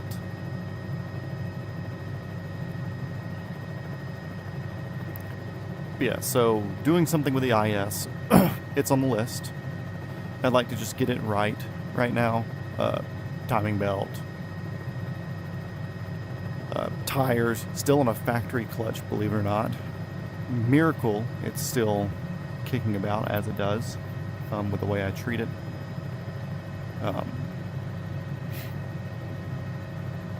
But then again, saying all of that, it's like, okay, cool, if you're going to be spending $1,200 on timing belt stuff and labor, because I don't want to do the timing belt. The crankshaft balancer bolt is 279 foot-pounds, something like that. I don't want to do that. Most people, you put like a breaker bar on it, turn the engine over. I don't want to. It's just like super low on my level of things that I want to do. So with that said, I'll probably end up doing it just to save $800 of labor. No walking on eggshell, Lloyd. Takes an awful lot to ruffle her feathers. She actually doesn't have feathers. She's a human.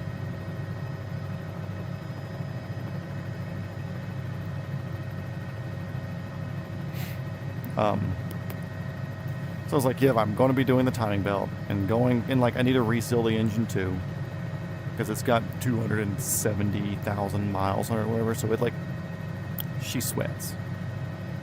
She has some horsepower sweat that comes out of it. And then also, it's a 22-year-old Toyota harness, so a lot of the connectors, the little things that clip them in, whenever I like go to take those off, they break. So there's a handful of the connectors on the harness that are like taped or safety wired back on to the sensor that they're supposed to be on. Suboptimal. So it's like, at that point, really the only thing keeping me stock in the the really only thing keeping my engine stock in my 4Runner 2, 2i4 also works. Yep, true. Put the transmission into 5th and someone hold the brakes. Yeah, I've seen people do that, but also I've seen it where that's not enough. Especially that I have a 270,000 mile factory clutch in there. So it hasn't slipped on me yet, knock on woods. But there's a chance that it might not hold 270 foot-pounds worth of torque. Like I said, most people do it. They just throw a breaker bar and like put it up against the frame rail and turn the engine over. And let the engine cranking, the starter torque, be what breaks it loose. So like they'll disconnect the coils or whatever and just get it to turn over and break it loose, which it works. It's a real method. But with all that said, harness has little brakey bits, needs a clutch, or doesn't need it, but it could definitely use one sooner rather than later. Bigger bar, use a pipe. No, it's not the bar, it's the fact that the clutch won't hold that amount of torque going through it, most likely.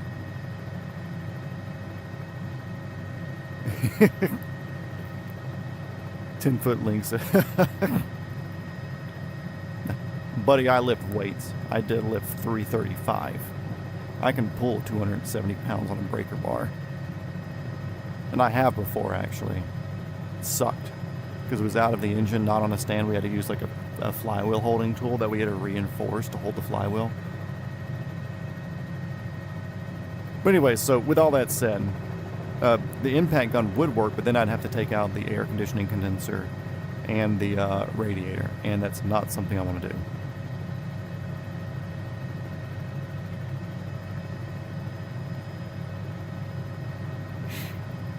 But with all that said, I would not be opposed to slowly gathering the parts right now, which I already have like all the timing belt stuff just to redo the timing belt. But what I should do is look into what's necessary for a 1.5 JZ.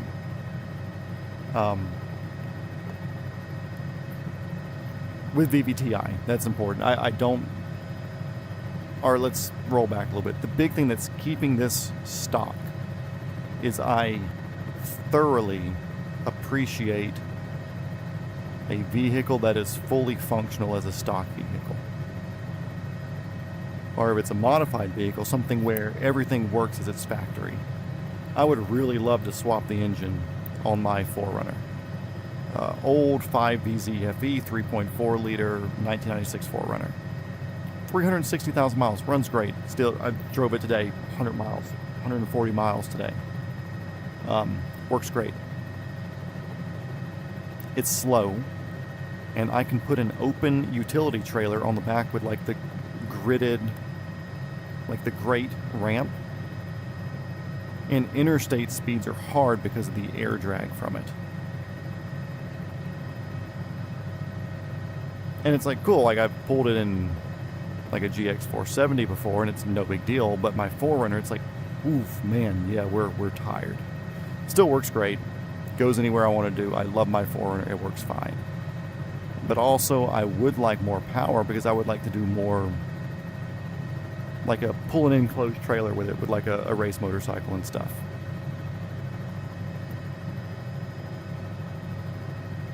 Most of your money on the standalone ECU and tuning, but you can absolutely get it to run like a stock car. Yeah, that's the thing.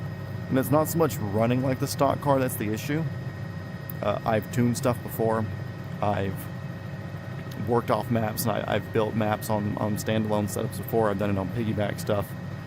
My friend, he's got 2 dynos. He's really, really good at tuning, mostly American V8 stuff, but he could always throw in. I'm friends with a lot of 2JZ people. A lot of drifters and stuff, too. Oh, yeah, Chattanooga approach, helicopter, life flight 285 Alpha Echo is departing the Charlie to the southeast. See ya. The tuning's not the issue. I enjoy everything inside the car working, which you're familiar with the IS. 4BT big turbo, you say that. I have something. But, like, the fuel mileage gauge in the stock cluster, I never look at it, but I like the fact that it works. All the other stuff that's in the stock gauge cluster, I never look at it. I make sure like I'm running the right temperature, you know. But I like that they work. So that's one thing that's kind of like thrown me off the LS swap, because LS swap's great for those cars. Lighter engine if you do an aluminum block by like 20 pounds, I think.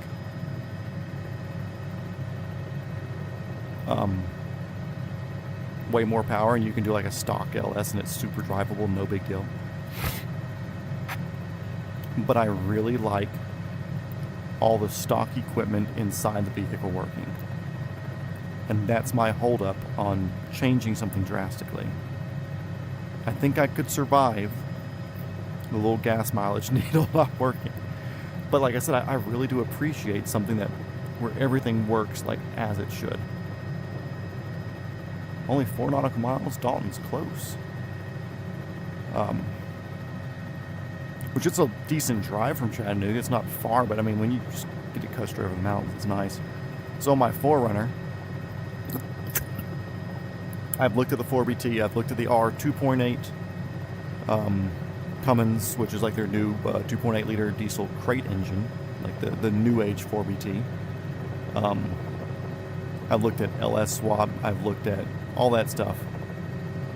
But my biggest holdup on that is I really enjoy my factory 4-wheel drive system. I like being able, it's the limited 3rd gen 4Runner. So it has push button 4 high, so you're in 2 high all the time. Push button getting into 4 high. So boom, done, easy. You're in all the way up to like 65 miles an hour. I think it's 62. So anywhere from 62 miles an hour and under, you can click a button, you're in 4 high, just like that. And then of course, 4 low using the manual transfer case, and then locking rear diff, that has nothing to do with that. But anyways, if you're unfamiliar with the 3rd gen 4Runner system, that's how that works. With that said, I cannot find a way from anybody selling it. I can manufacture it. This is beyond what my current level of knowledge of 3D design. I don't have a scanner or anything like that. I'm like good at like one piece model 3D design, starting something from scratch, but like starting off of other drawings and whatever, I am horrible at it because I've never had the experience. But I really want to retain my factory 4-wheel drive system. And you say that an adapter plate should exist. It does not. An adapter plate does not exist. I have tried everything. I've tried 4 different AI things to like search through stuff for me. I've done searching. I have done cross-reference numbering on everything. I have friends who work for Toyota dealers in overseas places where different engines would be more applicable. The swap exists for the manual transmission. The swap does not exist for the automatic transmission. Boo, I have an automatic. Shut up. I got the truck for $2,500 and I've been offered $10 for it. Eat me. A little bit of a tailwind here, so we'll probably do our approach coming from that way. Power lines there, road, trees, buildings. I think we should be good to come directly underneath of me now towards the pad. So that's what we're going to do. Yeah, so to the manual transmission, they have the adapters. No bell housing or adapter plate that I can find. For the automatic transmission, Now, the Toyota A-Series transmission's been used in a lot of stuff. I can't find any information on the A-Series bell housing, similarities or differences between something like the 2JZ Mark IV Supra A340 and something like my 4Runner. I think it's an A320 in the 4Runner. Because it's not like Chevrolet. I know there's a difference with like their V8 models and stuff like that with bell housing bolts and everything. So like Chevrolet, it's like cool. You have a small block Chevy or an LT1 Chevy or an LS Chevy or a new LT1. A turbo 350 will fucking bolt up to it. And any small block or large block, or sorry, large block, big block Chevrolet will bolt up to a Chevrolet V8 rear-wheel drive transmission. Toyota is not standardized in that way from all that I can tell. Then again, not many people talk about it because not many people do it. Most people, if you're going to do something, you're using the factory transmission that's been built, or you're doing a swap to something like a, where the hell am I going? I've lost my landing zone. Yeah, that's where I was thinking. Those trees hide it. So most people either do like a factory built transmission. Not many people build the W55s or W58s. Very few people do it, and usually it's rock crawlers. But even then, it's not really set up for sustained power RPM. It's like shock load stuff.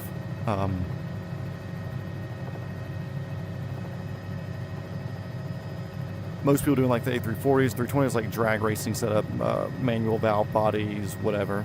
But those are two-wheel drive setups, and I don't think the tail housing adapter will work going to the four-wheel drive. Everything that I've searched, I've got documents on documents of like numbers that I've crossed and try and like pick up and figure out here or there or whatever.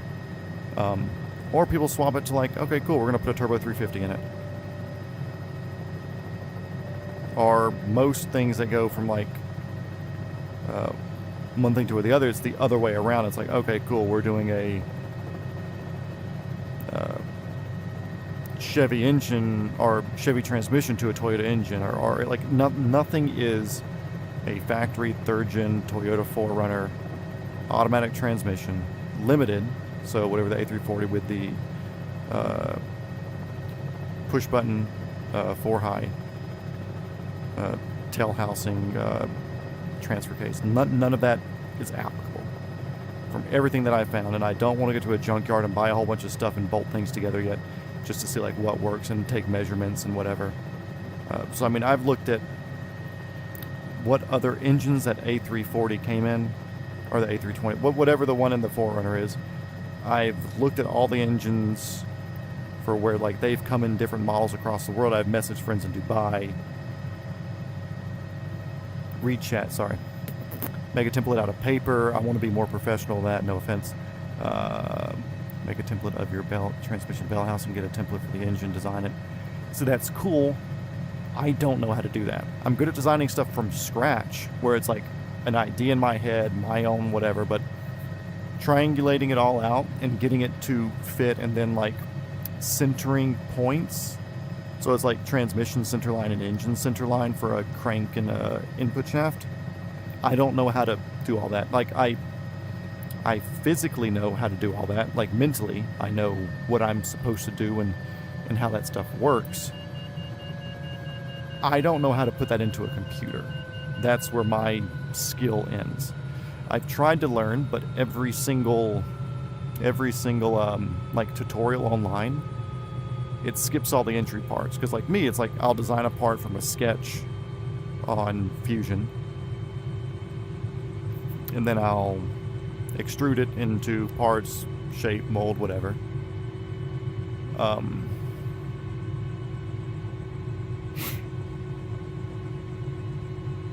But then I'll like watch a template and like, cool, how do I make like two parts where I can like make them interact and test fit and stuff like that? I'm like, okay, cool, welcome to Fusion 360. Well, when you do this, but they're already like 4 steps past like turning on the program and selecting the right settings to make it where you're doing that. So like I'm probably literally just going to go to a college class anyways, because that's something I want to learn how to do. Yeah, it's possible. I'd make a template for each. Build an adapter, 3D print, test fit it. Once it's fitting, send it, have it cut out a billet, whatever. make template, go to Staples and have them scan the template, then you can bring it into 3D.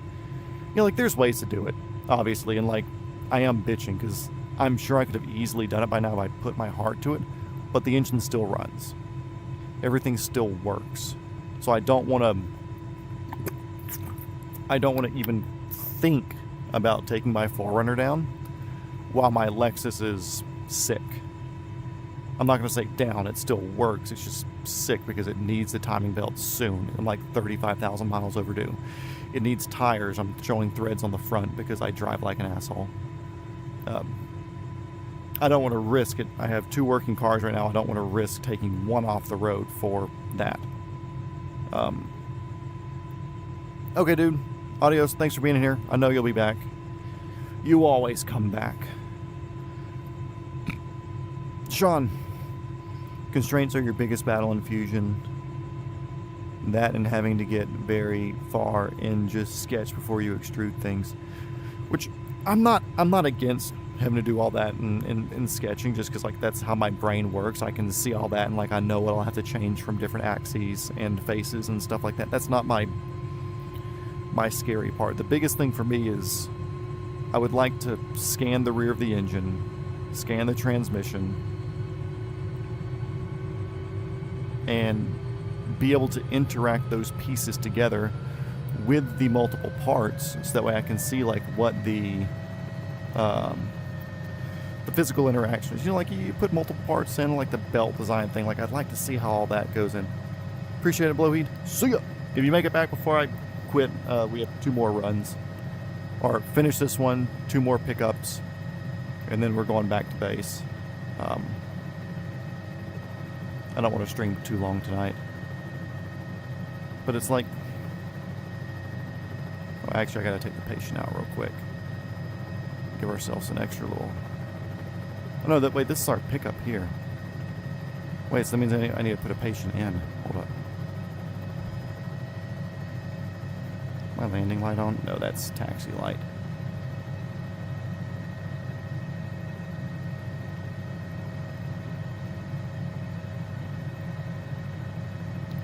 Let's see, that was 120. Let's do 220. Heavy patient.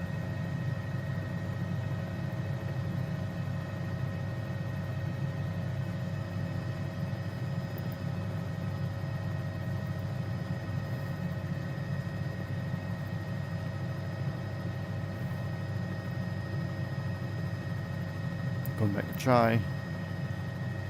Okay, picking up, we're going to go backwards out of here. And the big reason for going backwards out of places like this or scenes is, like, you came in safely this direction, so you know leaving safely in this direction is a thing.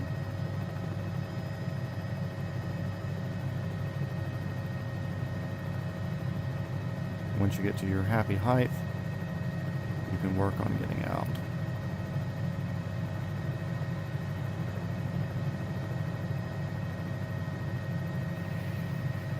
I'm going to reset our thing here.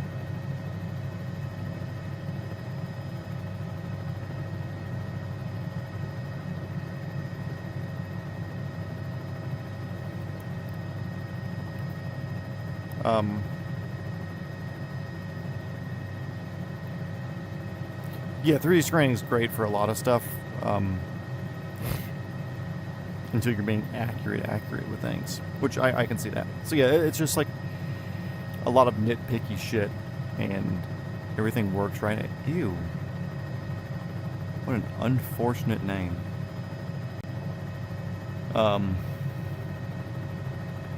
Yeah, so it's like, sure, I could do it. If I wanted to spend the money, I could make somebody make something. Everything works right now. I don't want to risk anything, and taking a vehicle down and putting it down for a certain amount of time. I like having 2 usable vehicles. But then talking about the Lexus, it's like, okay, cool, I'm going to be taking it off the road for indiscriminate amount of time anyways, and a week, taking it to a shop for a timing belt and tires and whatever. Like, at that point, maybe I hop on Marketplace and I find myself a 2JZ GE engine, good engine, like pull from somewhere like I know it's running, and I can do compression test and all that stuff. Then I can bring it home, put it on a stand, reseal the bottom half, take the head off, and then buy a 1J head and all the stuff that I would need to put it in and have that built on a stand. And then at that point, oh boy, that's not good. And then at that point, I moved my headset enough and it threw us off. Have everything there ready to go.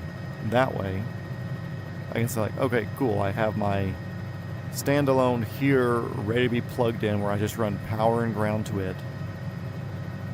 Everything else is here ready to bolt up. I take my factory engine out, disconnect the transmission from it, put the which clutch and pressure plate would be on the engine, but then put all that, marry them together outside, have it all cleaned off, and take any like front end accessories off the stock engine, and then drop the other one in, and it would almost be a like 1 day in, engine out, engine in. And then the next day could be spent getting the wiring tucked around everywhere. Like cooling things, fuel lines, downpipe, and whatever exhaust work would be needed to get the exhaust mounted up between the two of them. And then the third day, I mean, end of second day, you could probably be ready to crank the engine up, because you'd be using the same drive shaft, same everything. End of day 2, you should be able to crank it up with some sort of like base map, and then dyno tune next day, and then of course tuning as you go, driving around for drivability and stuff like that. Chattanooga approach, helicopter 285 Alpha Eagle, Alpha Echo. Life flight is 15 miles to the southeast, inbound for Chai Hospital at 2,300 feet. Information height. Sure, same height. Okay, cool. Cleared into the Charlie airspace at or below 3,000. Maintain present heading. Advise when departing Chai. Anyway, come up with a same design where you're sitting here. Gonna see if they like it tomorrow. Going to bed now, dude. Thanks for being here. Belen also, her presence is always so truly appreciated being in here. She just makes my stream so much better when she's here. But yeah, talk to you tomorrow. Shoot me a picture or something of the sling design. I'm not going to steal it. I'm just interested. Yeah, we'll talk to you later, dude. Thanks for being here. See ya. So yeah, like I think a 1.5 JZ swap, having an engine built sitting to the side, ready to swap in, where it's a take out, put in sort of thing. I think that I would be more willing to do that at home than I would be just doing a timing belt. Because like, sure, I would be taking timing belt off of the engine when doing the 1.5 JZ, or the head swap on the 2J block. But like, it's not for nothing. It's not like man, I'm going to be doing all this labor, or like 10-hour labor job for the same 170 horsepower that I plucked out of it. It's like, hey, cool, you get to do that for an extra 120 horsepower going to the 1.5J.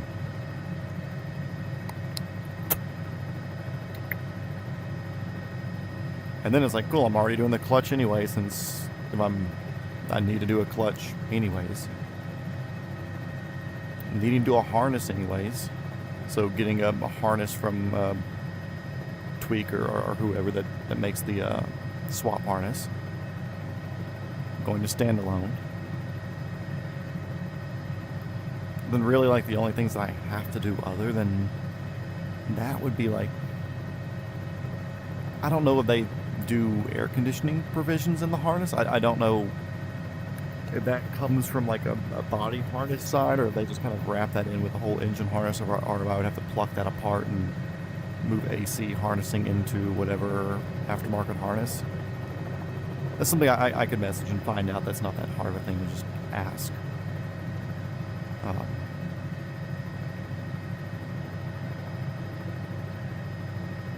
Well, we're going to aim a few more degrees to the north, kind of go around the end of the saddle of that mountain that's like directly behind our windshield, vertical line there, and make our left turn to come in, because we're going to assume the winds are the same. See, a lot of stuff to think about. Would like to do car things, but at the end of the day, like, everything costs money. And would I rather spend, like I said, 4Runner works now. It's got a timing belt recently. Everything's Gucci. Just kind of slow, kind of weak, but it works great. Taking me on many a road trips and no issues. Knock on wood.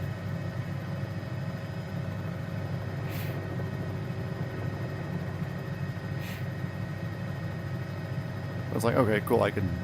I need to do something to the Lexus. Period. That, at the end of the day, it needs a timing belt. I have all the stuff. I have somebody who said they do it for X amount of dollars, whatever. I just need them to be like, hey, ooh, a 145. Cool.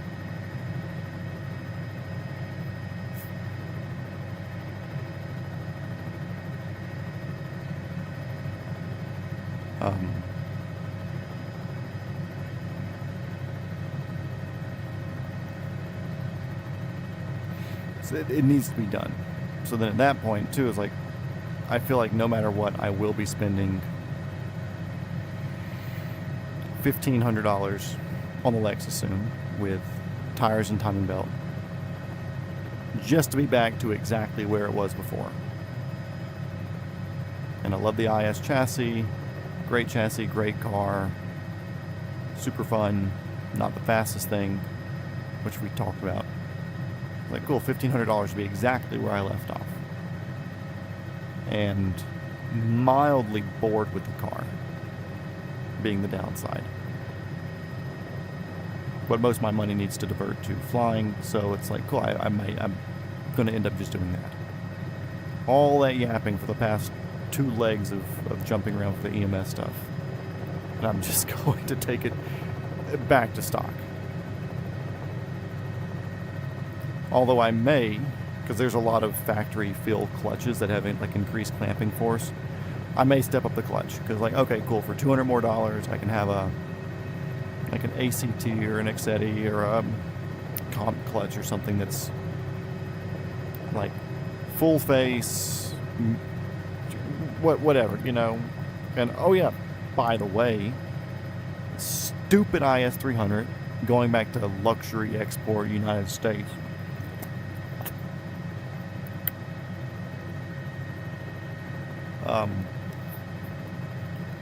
The IS,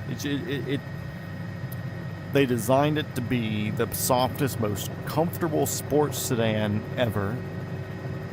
And in Toyota's great wisdom, which I respect them, I love my Toyotas, they had a handful of modifications on these vehicles, not stock things on these vehicles, that were to make them feel more luxurious.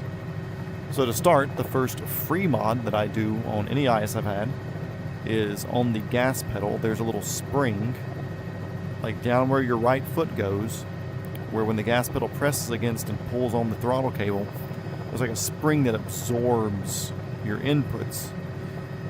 So it makes the pedal feel very dead, not responsive. So you put like a piece of like fuel hose around it, cut it long ways, put it on there and zip tie it around there really tight, and it takes up that slack and you no longer have slack there. It's like the first thing I do with the IS, just because it's 2 seconds and it's done. There's also a clutch dampening device, where it's just like a clutch fluid pressure isolator or something, a dampener that goes in line with the clutch. Well, I had a master cylinder go out, I think, so I replaced master, slave, and I just didn't bypass. I just replaced it, that whole hard line, with a flex braid line that do landing lights on. That replaced that line to where there is no clutch damping device. That's another thing that they do to make it feel more luxurious. Now, something I recently tried to do, which is coming back to bite me in the ass, sadly, I did the throttle cable goes to the throttle body, and then it puts an input in. But that input's a suggestion that's transmitted to the throttle position sensor, and then the computer decides how much throttle to give you. So you have like a very soft, cushy thing because they want it to feel luxurious. So I bought like a $300 thing which replaces that gear, and it makes it like a direct attachment gear. Feels great. Check engine light. Stalls like every 2 startups. Sucks. $300 down the drain. I talked to a dude who does tuning. He's like, yeah, throw that shit away.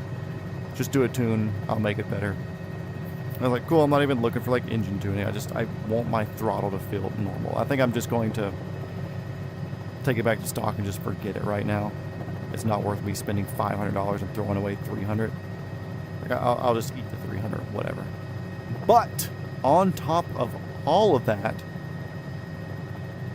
Toyota has given the Lexus IS300 with a manual transmission a dual mass flywheel, which is something that you cannot resurface. So when you go to put a new clutch in it, you have to either get a new flywheel, which is a dual mass flywheel, which is like $700, or you get a replacement flywheel that's not dual mass, and you get an appropriate clutch, which is a adapted clutch to work with. So it's like, no matter what, like, they have all these different hoops you have to jump through to just make your car feel like it's a car instead of feeling like some pile of mashed potatoes that you're driving around. I wish I did not have brand loyalty sometimes, because I would just buy a freaking 328i or a 330i and just enjoy it. Or I could have no soul, which, no offense to any of my friends watching this that have these. I could have no soul and just go buy a 350Z or an Infiniti G35. There you go, 6-speed manual, 3.5 V6 that makes like 310 horsepower or something like that. Sounds like absolute trumpet ass. But, you know, cheap and parts are plentiful and they're super good chassis.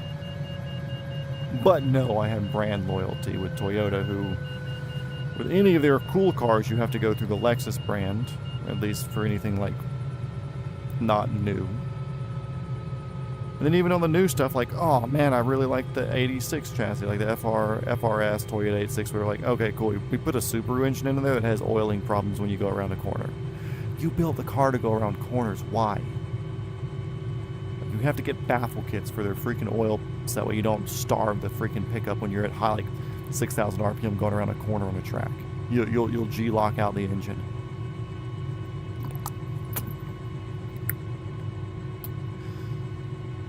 Ugh. Okay, cool. Where's our next place? We'll have to take weight. I'm going to go and take weight out now before I forget. We're at half tank of fuel.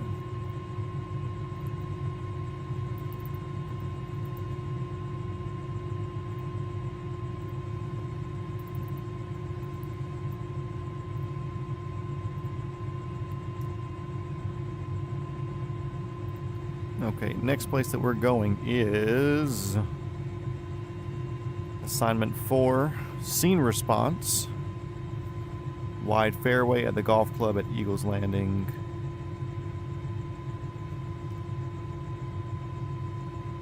Let's see.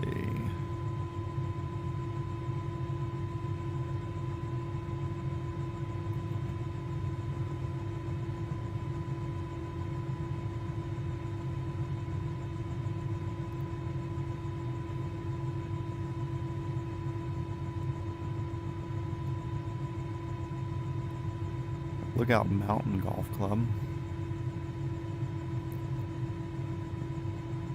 There's golf clubs down near me in Peachtree Tube. That's more than 80 miles away. Just search around chat real quick. Search.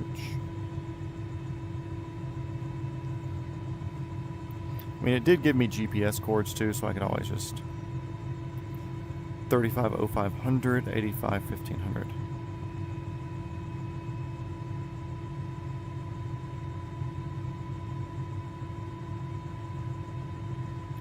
$35,500 north, 85 1500, 85. Right.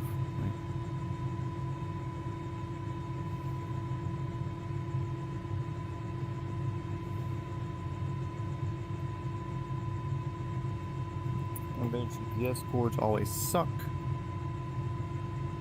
That's really right by Chattanooga.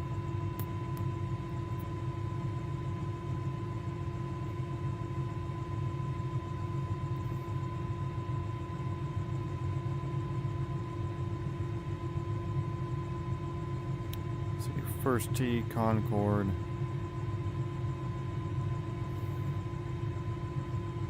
No, we're gonna go Lookout Mountain. You know what? I'm not even going to map it. We're just going to go.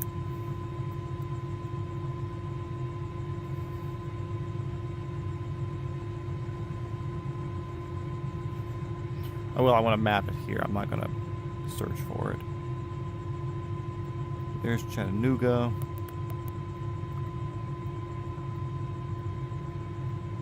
There's Lookout. There's golf club. There's parking lot. Let's say they got injured back here on the back side somewhere. We'll figure it out when we get there. Okay, let's roll the engine up and get moving. Half tank of gas, plenty. We're just going right up there.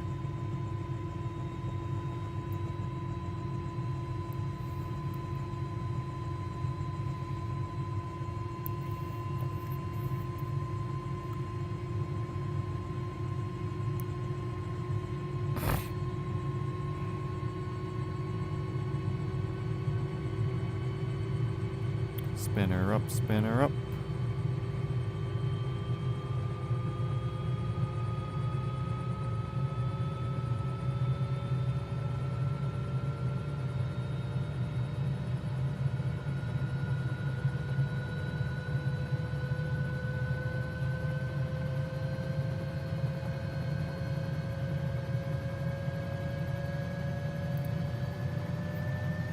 Giving our own throttle up, so everything stabilized, temperature's looking good. We're going to pick up and move out. We're assuming we're at the top of a building again, so I don't really need to worry about leaning forward too much because we're just going to play that I've got. Whatever, Chattanooga approach, helicopter 4205, or Life Flight 285 Alpha Echo, picking up at Chai, headed to Lookout Mountain Golf Club. They say, okay, cool, approved, stay at or below, where are we at? 1700. At or below 1500 until you're at the mountain. Climb as necessary. Report pickup. So we're going to be at or below 1500 until we get to the mountain. Then once we get to the mountain, we're going to climb as necessary.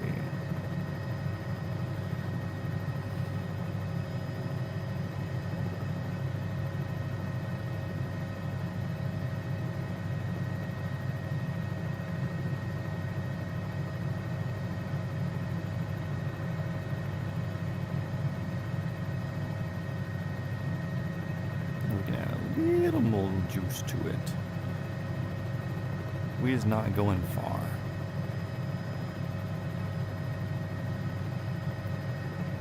I forget how tall Lookout Mountain is, but we'll give ourselves a altitude restriction once we get up there. Because of course they're going to say climb to clear, but I don't know what the altitude is up there, so we're just going to pre-game that ATC call once we get over there. Actually, I think we may be out of the Charlie at that point. We're in an outer shelf, so we may be in it.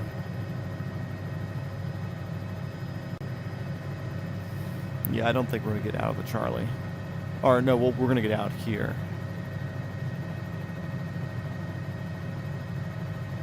And we'll call it, what, a 3,000 foot shelf?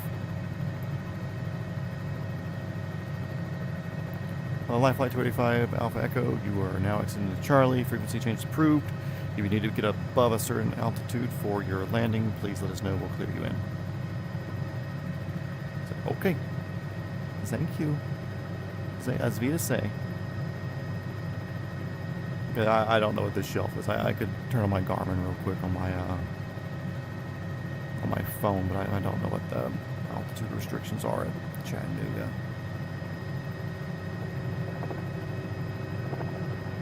Boop, boop, boop, boop, boop, boop, boop.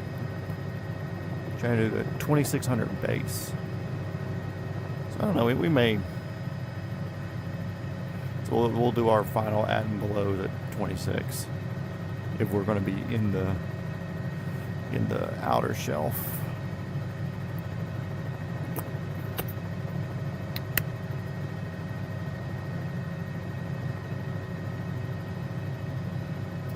$1,700 there, so yeah, we're gonna have plenty of juices.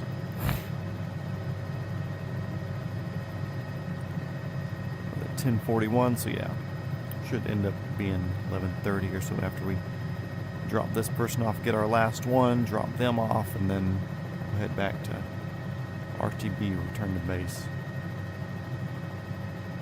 May need fuel, may not. We'll see.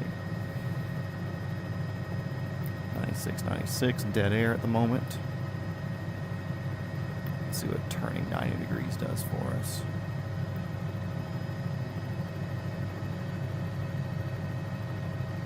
About the same. Let's look for our fireman lights out here. Let's look for the red and blue flashies.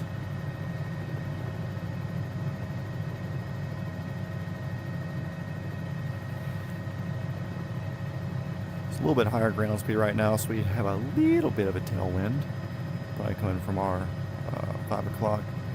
Except we're going to hit the back side of this green over here.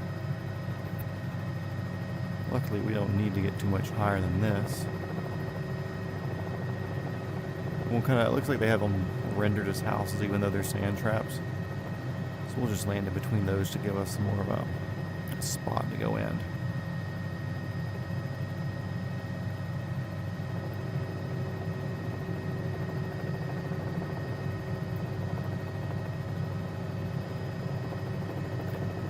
Actually, let's hit this, no. I'll say we'll hit this bunker here. It looks like there's trees nearby, and I don't want to catch a tree or anything.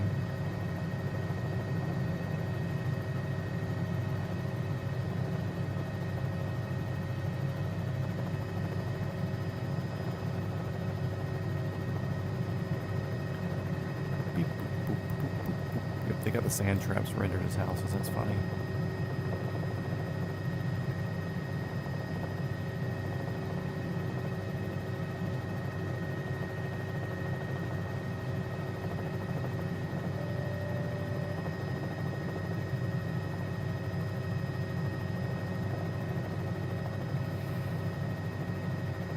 See, that's even too fast of a descent for what air evac likes.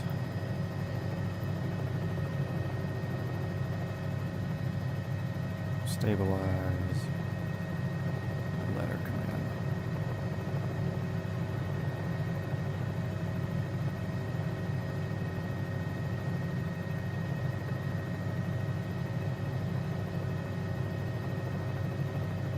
Party in that house. Lights are blinking.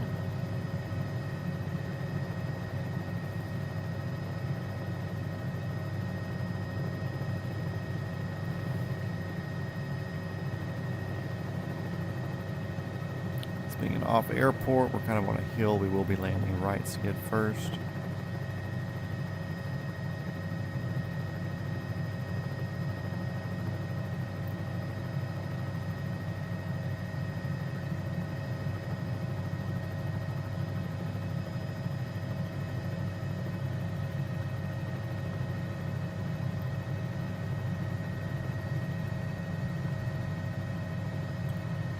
Cool, let them do that.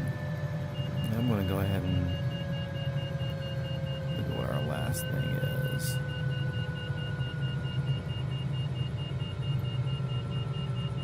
Pick up 5. You're at idle. Shut up. At Walmart Supercenter on Dayton Pike.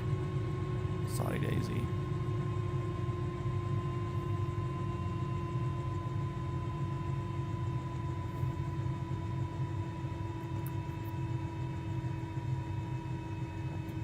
I bet they're going to Elliger too.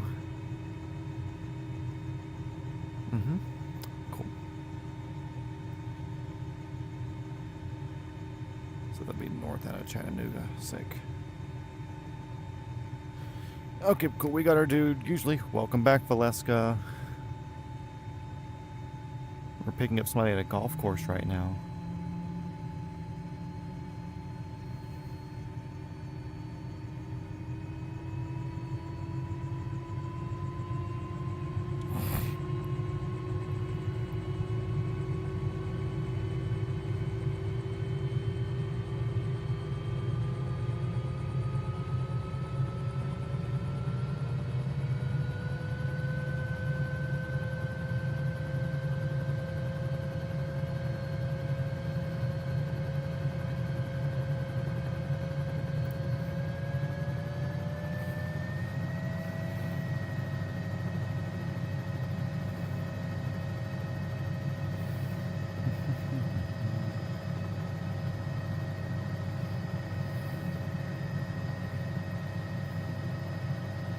No, go away. Go away.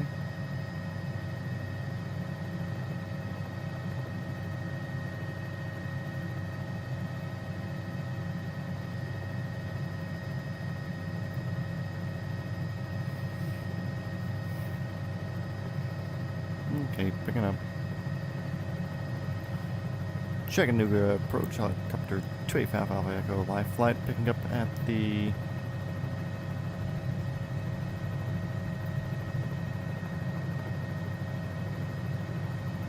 golf course en route back to Chai.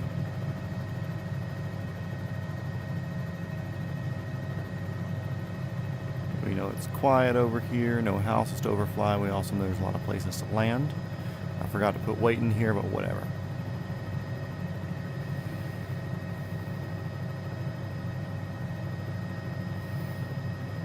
Let's go ahead and get off the side. Finally getting dark. Turn off that light.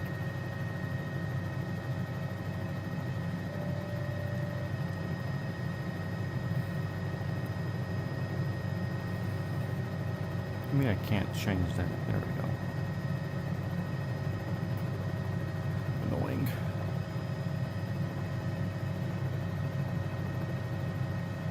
So, okay, cleared into the Charlie.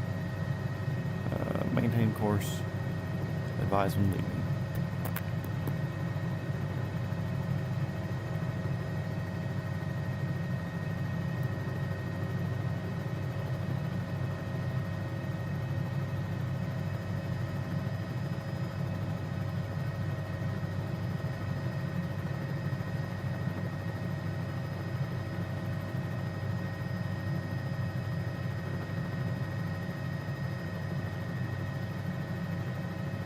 Yeah, today was a very car-filled episode so far. I mean, obviously we were flying a lot of car talk, which is cool. Good to switch it up and keep my brain and vocabulary working at different speeds. Also, instruments still slightly bright. Okay, cool. Whatever, that works. So how are your dishes? Are they all clean now? Finally? Yeah, I think flying Chattanooga would be cool. Look at that. River Valley, mountains, little town and everything. I don't say it's on my short list, but Chattanooga's on my list. I wouldn't mind Chattanooga. Really, I wouldn't mind Jasper, which is nearby, about 10 miles to the west, I believe. Really good combos indeed. Look at we're cleared to enter Charlie. So we're about to enter the Charlie. That's what this other circle means, because right now we're below the shelf, but this center shelf goes to surface. So now from here all the way to the ground, if we are in the air, we are in a Charlie airspace.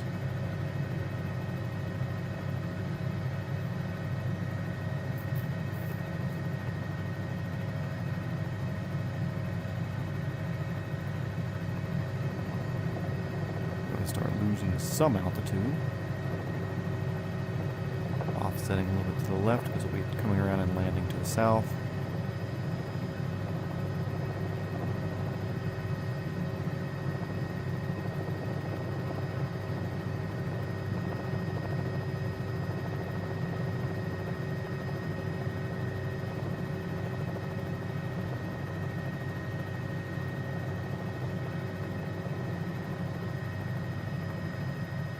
Also, I was planning on buying a helicopter this week, but I didn't win the lottery, so I am postponing that until a later date. I was planning on buying a few, so let's be real. Got to get one for training and introducing into private ownership and everything.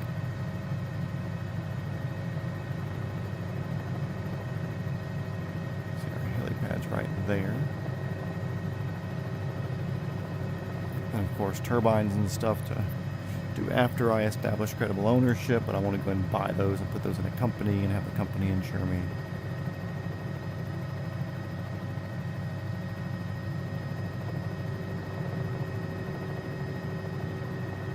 Still working on slowing down. We're doing 85 right there.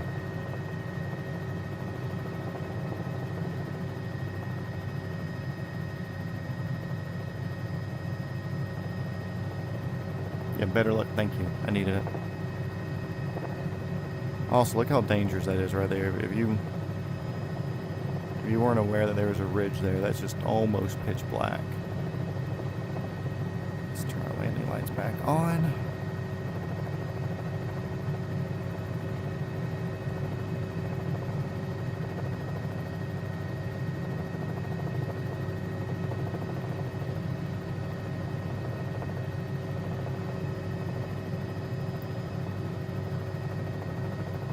There's our standard approach in. Once we get near, we will change to a much steeper and slower approach. But I'm watching the helipad off the corner of that windshield right there, knowing that's where we're going.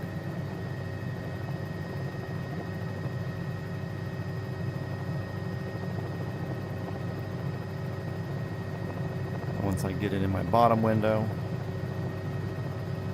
right there, so I'll slow down drastically.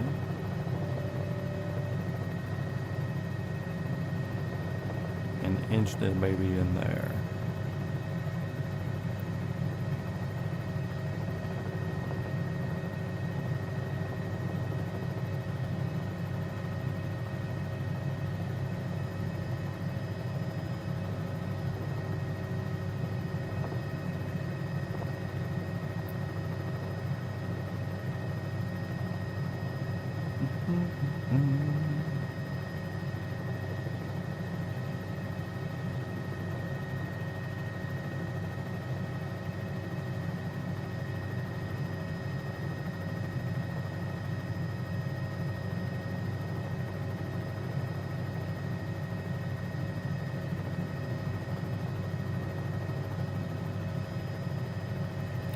Feet. 10 feet. 5, 4, 3, 2, 1.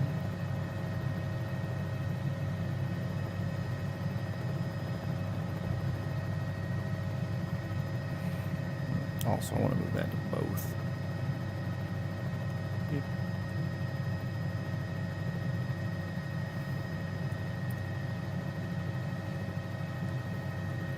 Okay, cool. Yeah, mountain dishes, project cleanup completed, expensive getting conversation action. Contribute, go figure. Yeah, exactly. We figured since you were here, and you were busy, we were going to talk about something that you would really want to talk about. So coming up here, following that highway. It looks like there's a bigger establishment there. That kind of looks like that. Yeah. This is the Walmart. This is where we going. Direct to third of a tank of fuel. Should be enough to get over there and back here. I'll stop over at the airport real quick, add a few gallons. And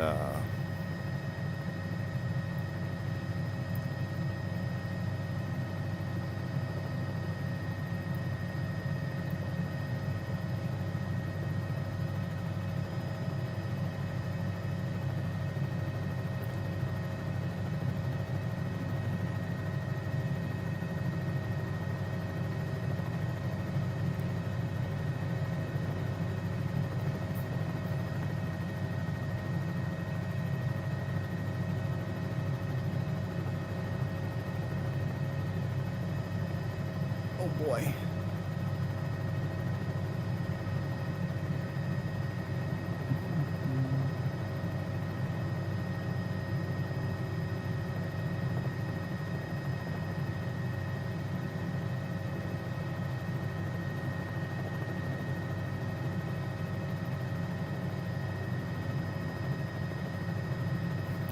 Definitely not the real dude, but that's funny as hell.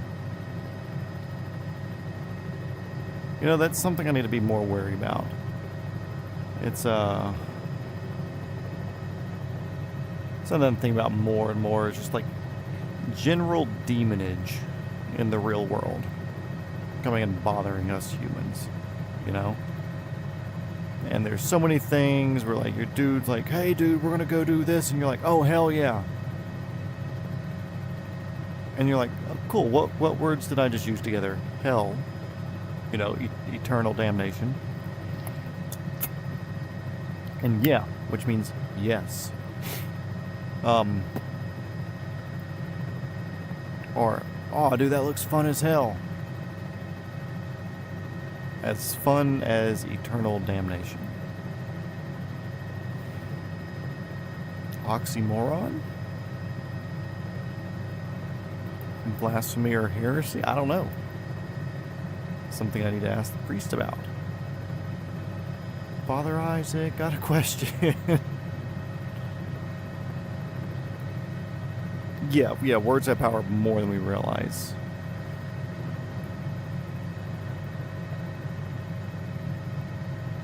There's, it might have been you I was talking with, or saying it on stream, or something like that. But, in Catechism. Was it Catechism? No, I think it was a podcast I was listening to, but they said, like, if magic wasn't real, we wouldn't have outlawed it. Also, Chattanooga, we were leaving and going this way. Like, okay, cool. You're clear to exit. Stay below the shelf, which is 2,600. We're at 2,000. So we're about to be out of the surface circle here in a second. You're literally spelling, pun intended.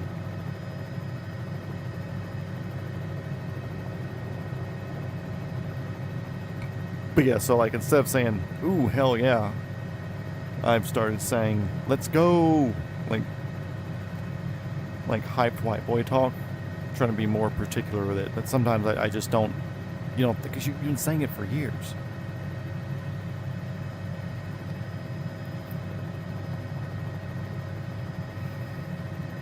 Trying to approach that E55P, whatever that is. Traffic's in sight, no factor. Will maintain visual separation. Which they're going to be coming in directly over us there. We're not going to be near them by the time they're circling over. They're moving way faster than us. Yeah, we were chatting during my bubble bath. We were talking about that. Was it during the bath? I know we were messing about saying you were talking. Was it then? I don't know. Either way, See, there he is turning his base. Traffic no factor.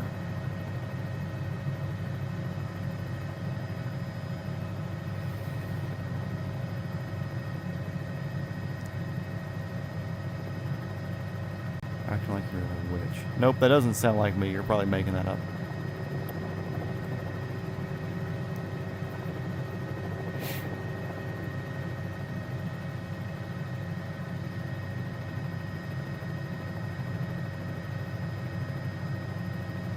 Hercules H4.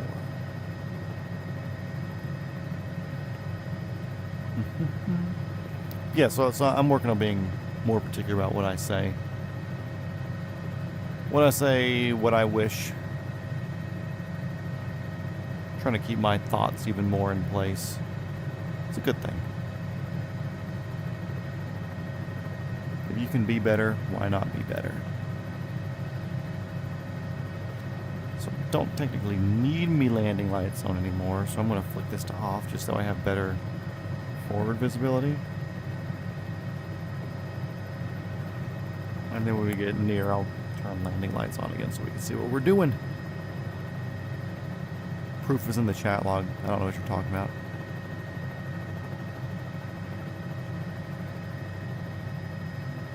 The helicopters are time machines. This has been a 30-minute drive.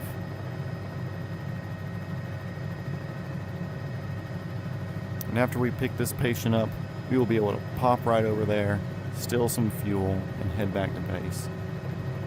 Bing bong, easy peasy.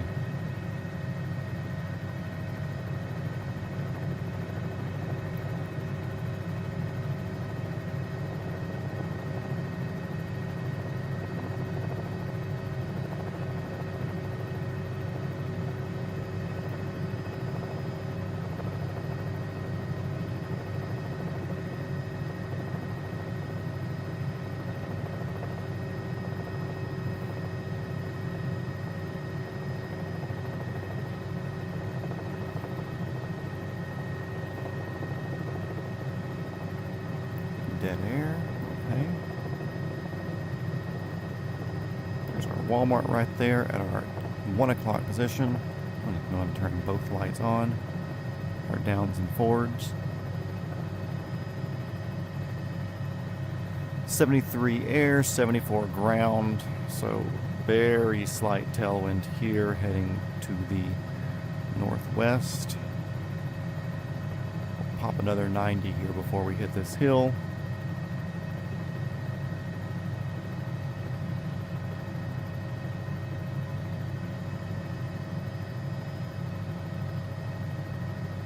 Because our fire department hasn't told us what the ground winds are down there. Follow this road to the north a little bit. We're feeling out our winds. 54 ground, 50 airspeed. So a little bit of a tailwind, very slightly, which means we want to land into it. So we'd be going the opposite direction. Let's throw this 90 at it.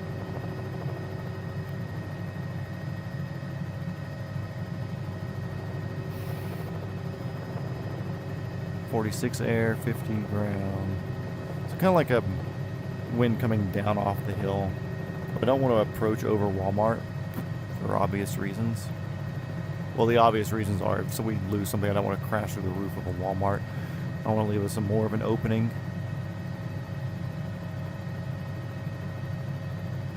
So yeah, we had a bit more tailwind going in the other direction. So what I'll do, I'll kind of figure eight here. And we're going to come down over this parking lot the other direction.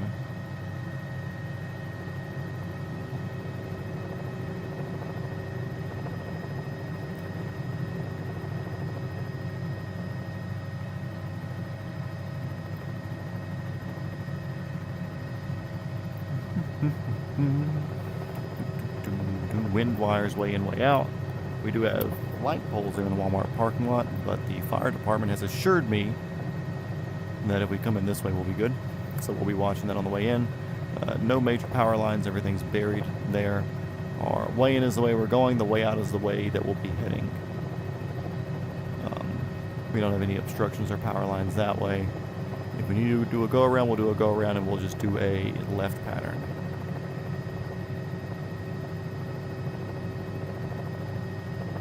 There we go. Here's our approach ramp for the middle of the parking lot, kind of where there's no cars. Photogrammers are getting down there.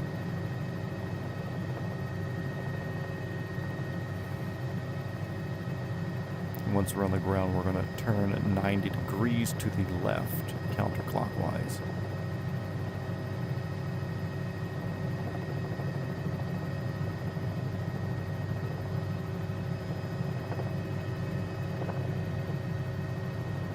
And once I know that we're clear, covering all the light poles on the edge of the property, we'll start a more vertical descent down while maintaining 200 feet per minute or less. So we have about a 60-second descent here.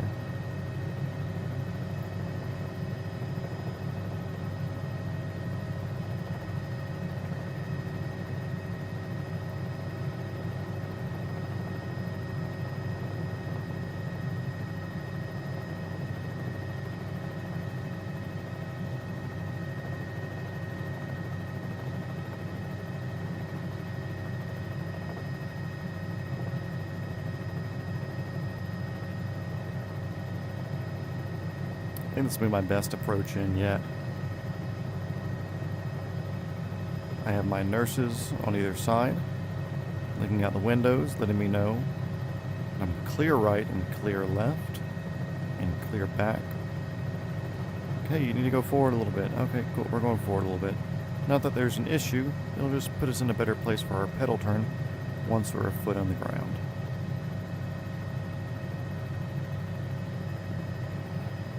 Cool, we're happy going down 20 feet, 15,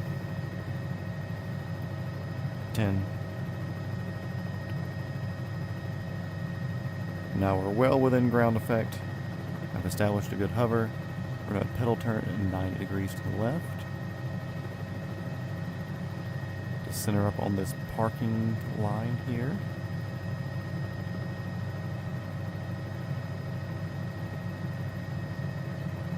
Don't want to be moving backwards while touching down, a little forward if anything. Cool, we're on the ground rolling down. Cool. Helicopter King's texting me. Voice message, sorry, still streaming. I'll check it here in a second.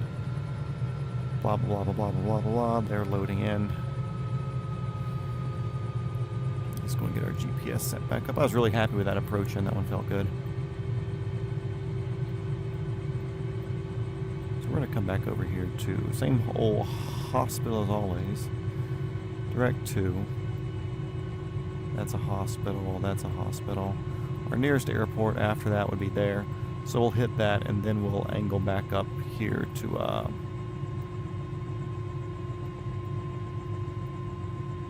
Manchester area, wherever that was. Wherever we took off from. Okay, cool, takeoff plan. We're gonna roll up. And then once we get our rotor RPM back and we are in flying condition, we are going to scoot over one aisle that way. We're gonna do an approach out. We're not gonna go in or back out. We're gonna go that way.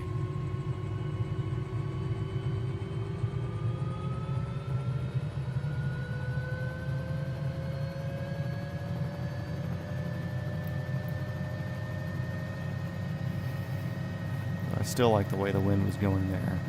It still gives us a pretty clear path out. Very minimal.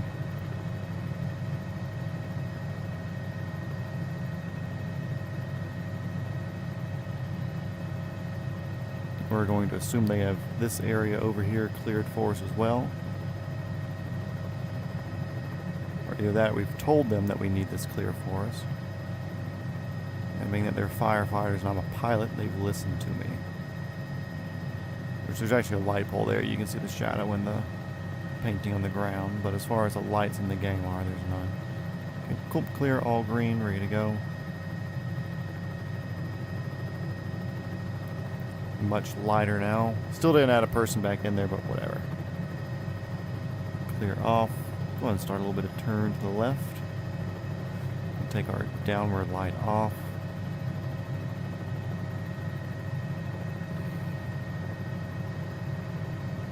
Climbing at 80% torque, good to go.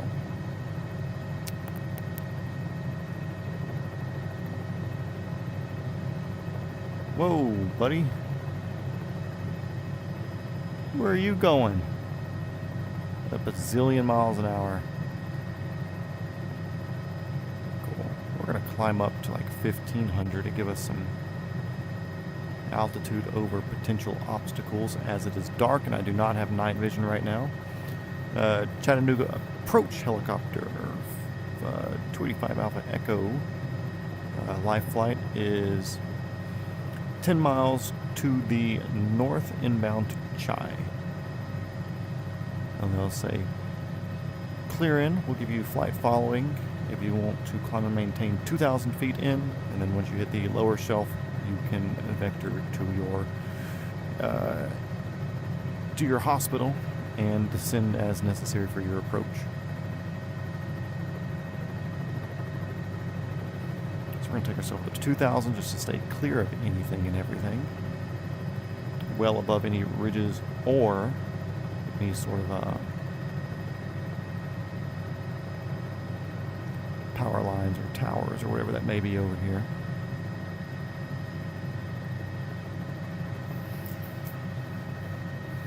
And while we're still below their shelf, they can flight following us and give us a little hand. Fuel low, well aware.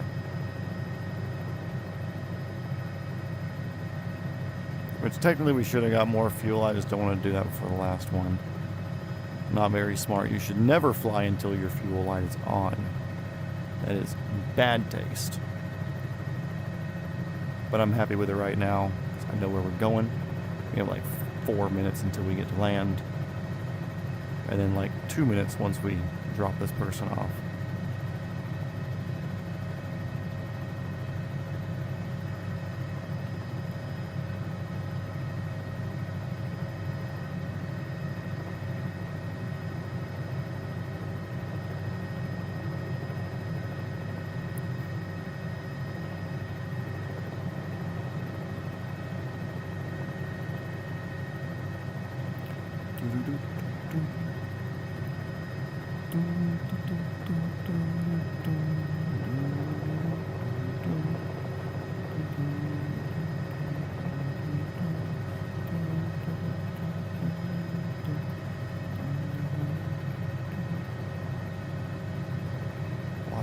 What are you flying? Vision jet at 27,000 feet.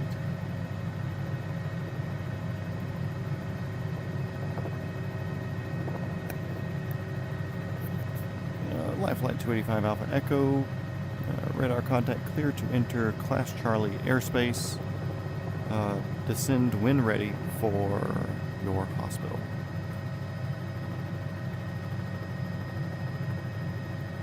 And really, I think I don't know how they operate in Bravos, because Bravos, it's like, cool, you listen to the controller. You do not go off script in a Bravo. But I feel like you're coming to the hospital, like, okay, cool, clear to maneuver around hospital at or below 1,500 feet, or whatever, you know, whatever altitude the hospital's at for the municipality that you're in.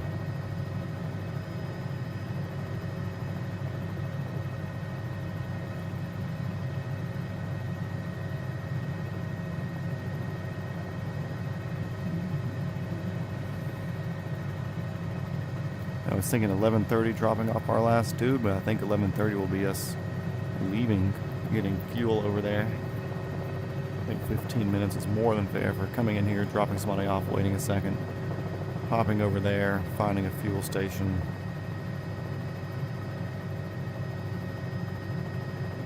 Which I'll figure out where like signature or something is once we hit this. We've been cleared to descend since we're in the Charlie now. We're already in our happy approach direction with wind. Well, against wind.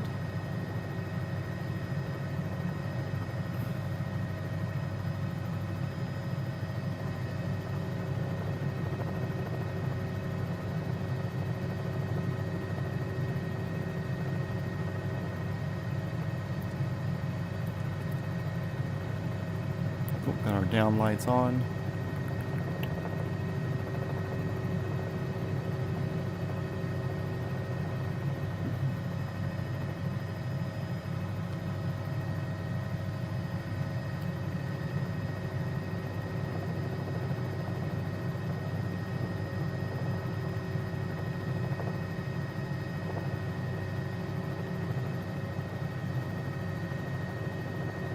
Send a little bit more. We'll take her down to like 1300. No towers in this area, just a hill over to our left. That's all I gotta worry about. Now there are towers on the hill.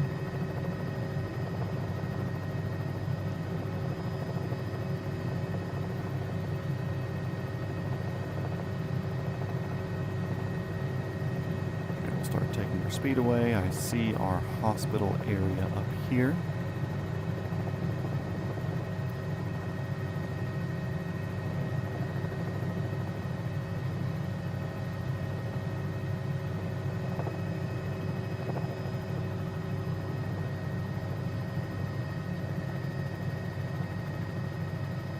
We're at 60 knots now.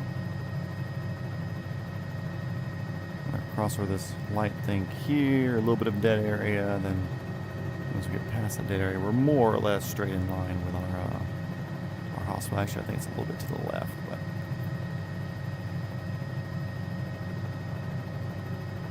and that vision just dropping altitude quick.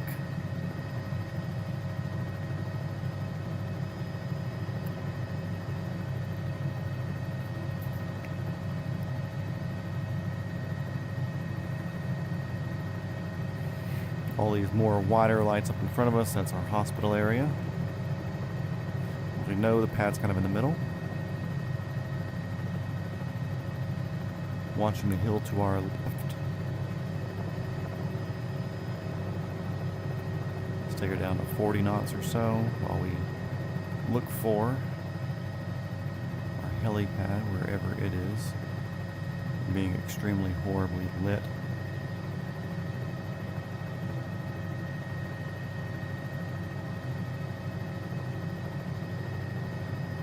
Probably in that dark area.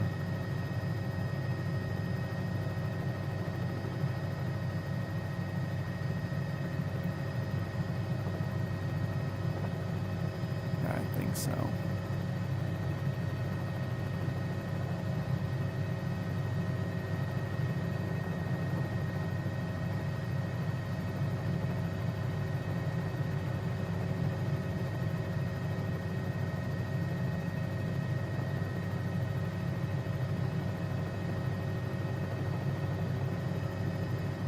Yeah, it's in that dark area there. I can see the edge kind of artifacting a little bit.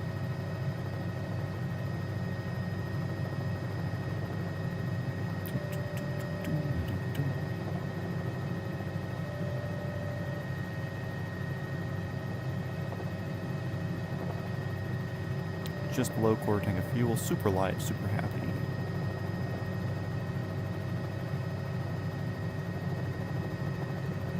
Helipad's very in sight now. We do have down lights on as well.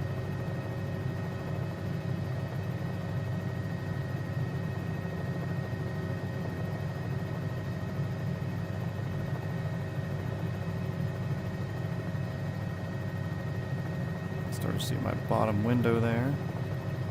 My down lights aren't quite on it. My forward lights are past it.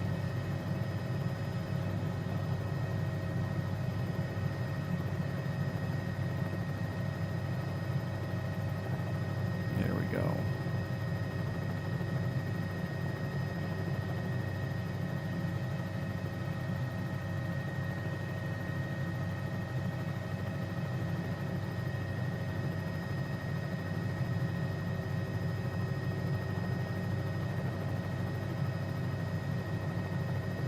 Feet.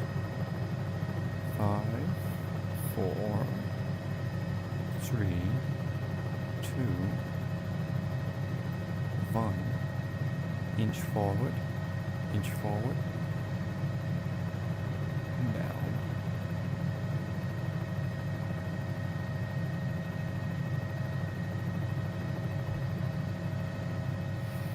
That's stupid light off. Pretty. Yeah. Okay, cool. Let's see where we want to go over here to the airport to steal fuel from.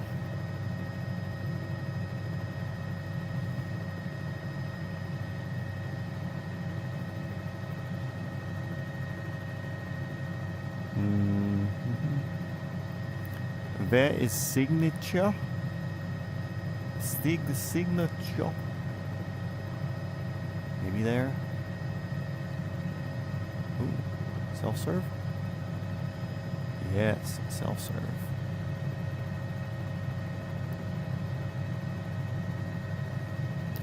China approach helicopter 285 AE life flight is picking up a Chai looking for direct to self-serve in the general aviation area of Chattanooga International.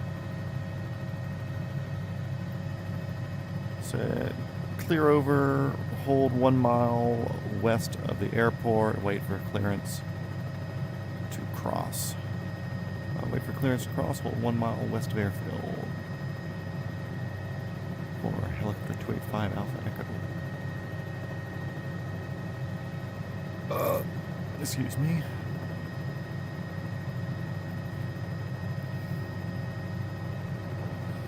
Very spicy departure path out of that hospital right there. And they're gonna be like, oh, there you are over the hill. We were wondering where you were at.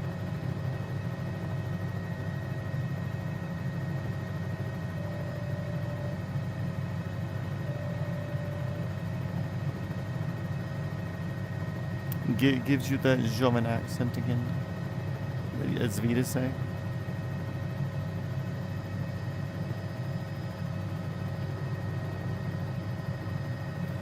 Das pretty approach. Yeah, I'm honestly horrible at German accents. Horrible like accents in general. It's not my forte.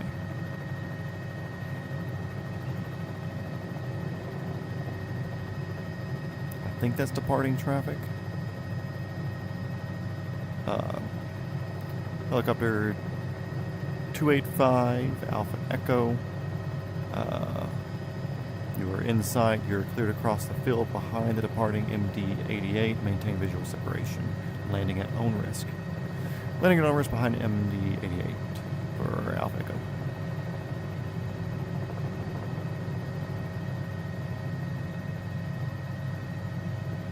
I think they're departing. If they're not departing, we'll just pretend that we were waiting for them to depart.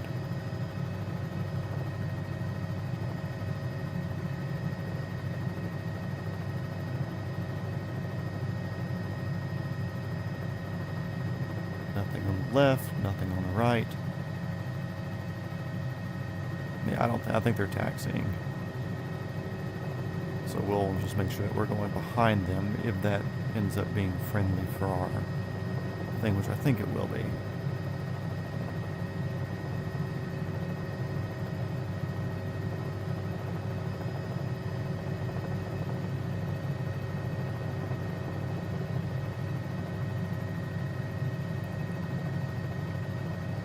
Some of your accents.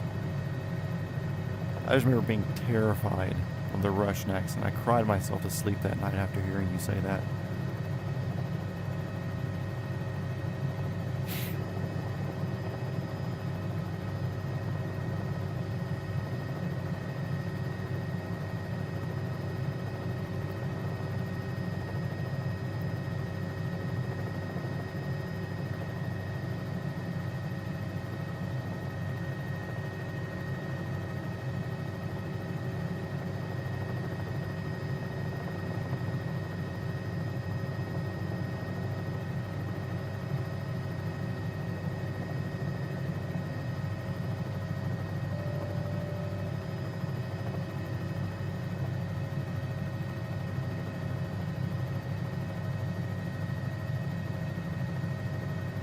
Risky approach in between the buildings, over to self-serve.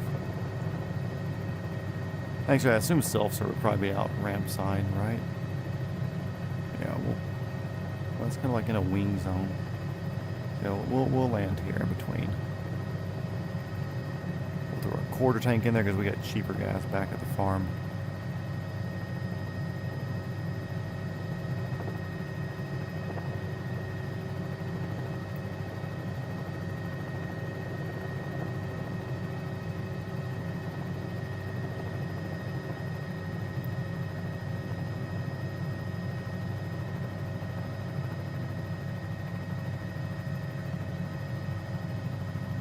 Contact ground. Cool. Hey ground, we're over here at the self-serve. We were cleared direct. Grabbing some fuel. We'll be contacting you shortly for a departure. Okay, cool. Good. Sit down here. There are pixelated lights.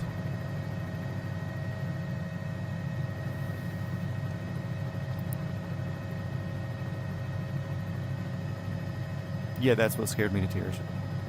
Don't mock me.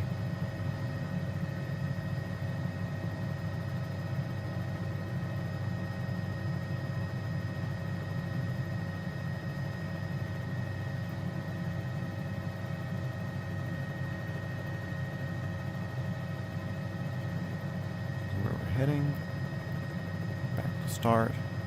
47 miles, 20-minute flight. Let's do click of fuel, half tank, happy with that. Chattanooga ground, helicopter 285 Alpha Echo at the fuel farm, ready to pick up for a VFR departure to the northwest. Clear that.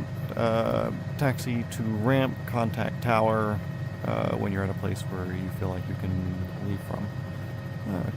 Taxi to the ramp, contacting tower on 128.5.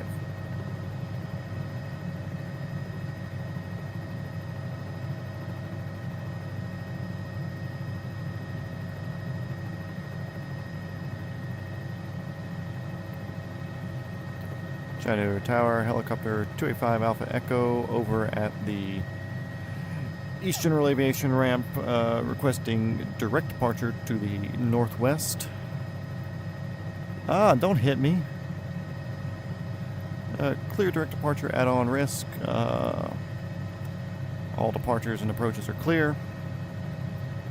Clear for takeoff. Clear for takeoff at on risk.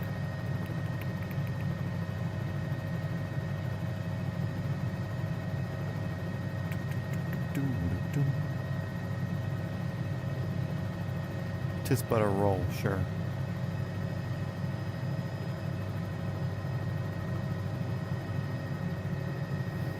Are you just telling me that it's not normal for men to be scared of a strong Russian woman?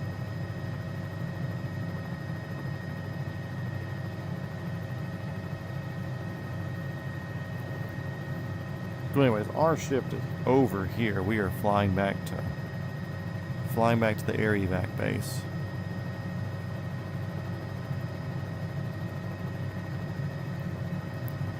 Trade 5 Alpha Echo, climb and maintain 2,000 feet. Climb, maintain 2,000 feet, 2 Alpha Echo. 5 Alpha Echo. 2,000 feet should clear us above these ridges, and then we'll get a. We'll request 3,000. Can we make that 3,000 to a 5 Alpha Echo? 3,000 for 5 Alpha Echo. What that will do, that'll push over everything, leave us in the Charlie so we keep protected by everybody while we're in the dark. And once we get clear of everything, we'll be on our own and we can descend down to a happy level. Do I look strong? Do I look strong like bull to you? Maybe.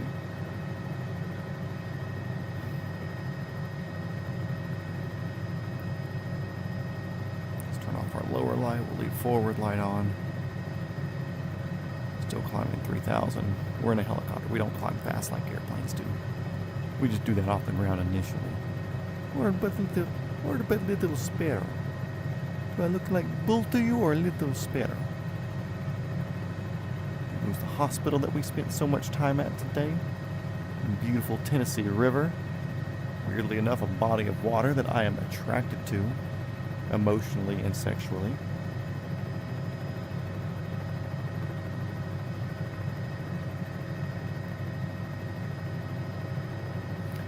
.700 feet per minute climb. Cool.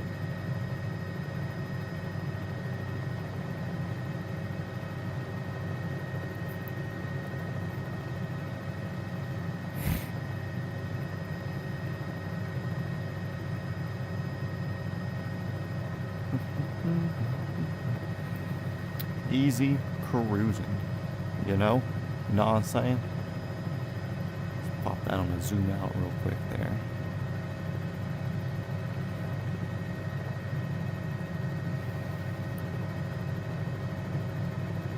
More feet will be remaining in the class Charlie.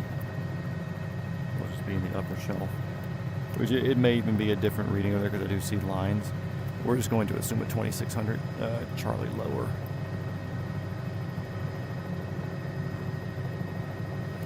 Okay, cool. So now we're definitely remaining in the Charlie. Especially once we hit 3000. That'll be for another 5 miles or so. 29. 3 there. Work on maintaining 3. Gonna freehand it since I can't trim it.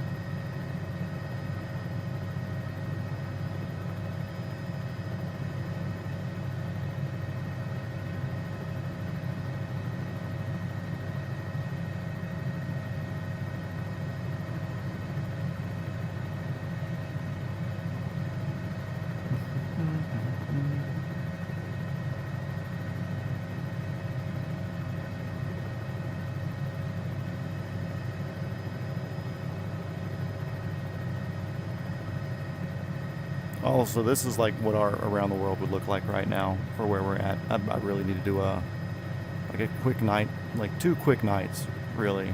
2 shorter quick night sessions. Which tonight was really going to be short. I probably could have knocked one out, but I just didn't want to fly completely in the dark.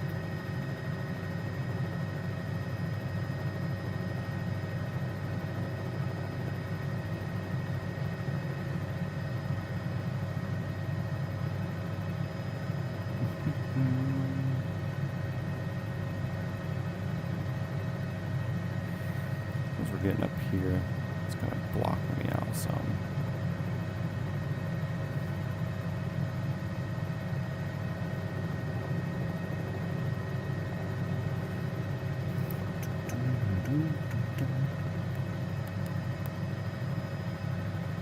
Also, wish this thing had a radar altimeter. That would be nice. But no. Trash Panda. I've seen his name before.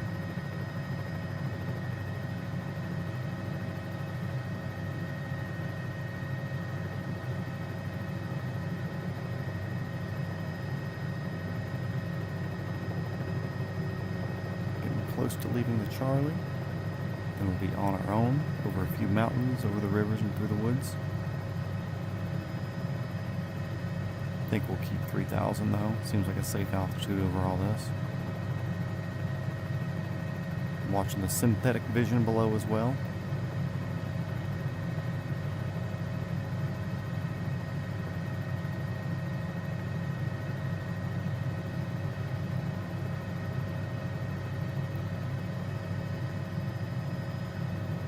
Helicopter 5 Alpha Echo, you are now leaving my airspace. Frequency changed approved. See ya! Someone coming up quick on my rear. Don't know who it is, what they are, or that's just a real one that's just flying over. Don't know. Yeah. Looks like they were probably high.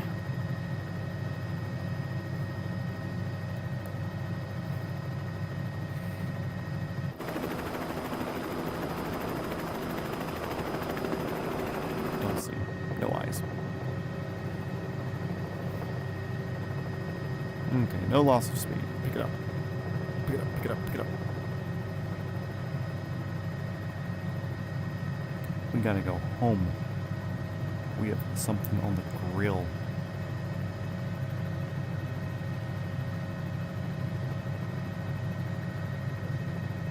Yeah, flying over cities is great.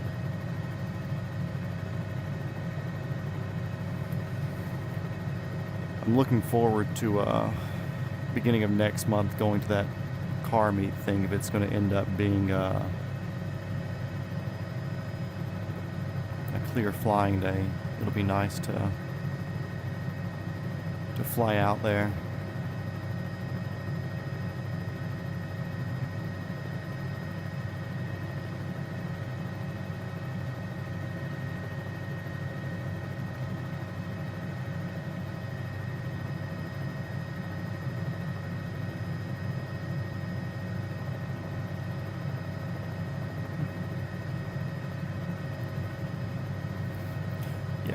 definitely want a privately owned helicopter. R-44 would be great. You know, we can pick on the Robinsons. Like, okay, cool. You know, well, I didn't spend $1 bazillion on a helicopter, and it still gets me from point A to point B way quicker than a car. So, although turbine something would be nice.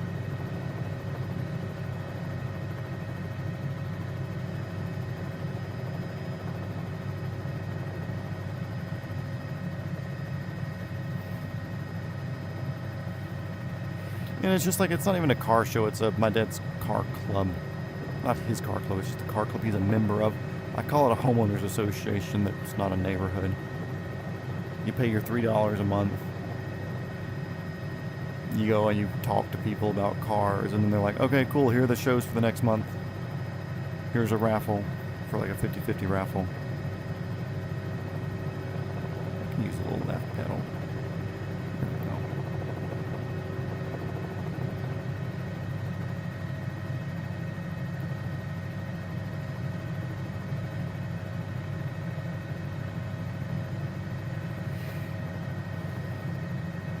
You see me looking around because I'm trying to like make somebody's name populate what they're flying around us.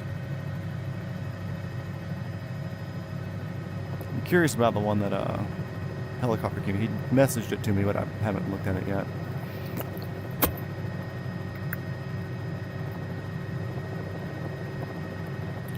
That'd be a cool one to go to. I need to fly the 44 more. I can fly the 22 twice as much for the same cost of flying the 44, and I'd rather get hours right now than 44. But 22, if I'm splitting cost 2 ways, then it's $200 an hour for me to fly instead of $400 an hour for me to fly. Versus if I get 3 people wanting to ride in the 44, I can do $150 an hour to fly, because it's 600 divided by 3, or divided by 4.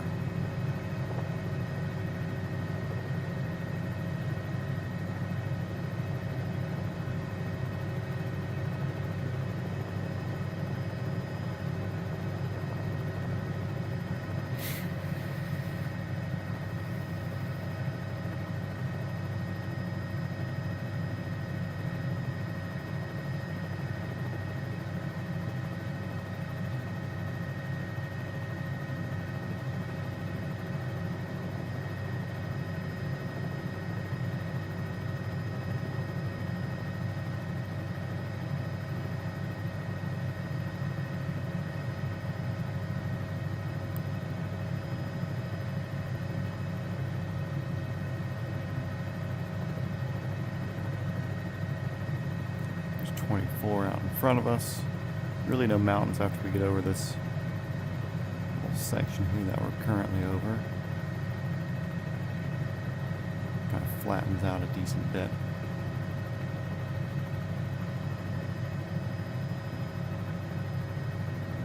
Yeah, exactly. Be good bang, better thing. It's just a matter of like finding 3 people that are all willing to come out $150 to go do nothing. Which a lot of like, cool, helicopter ride for $150, but like you can't tell them like, hey, I want to do this like 4 times a week. Because they're not going to spend $600 a week just to fly the same patterns in a lap or whatever. You know, it's like once a month maybe.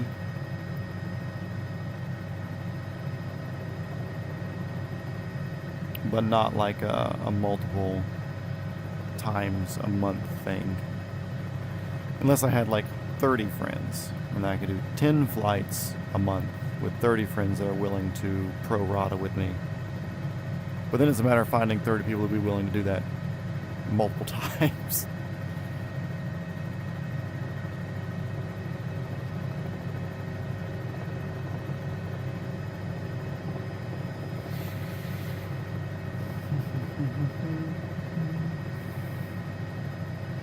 Oh, I know you'd be willing. Also, it'd be fun flying with you because you're tiny like sparrow, lightweight bones. And I wouldn't even notice you in the passenger seat of the 22. Like, I gave one of my friends a ride, and we were able to full tank of gas with him because he was like 110, 115 pounds, something like that. It's like we were able to full fuel with him in there, so it was like, oh, cool, this is basically flying solo.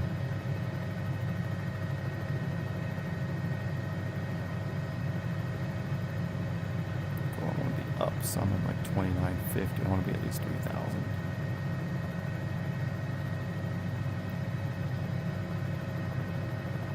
Hey, 10's out there doing gun runs or something. Who knows? Definitely a wind coming from the left.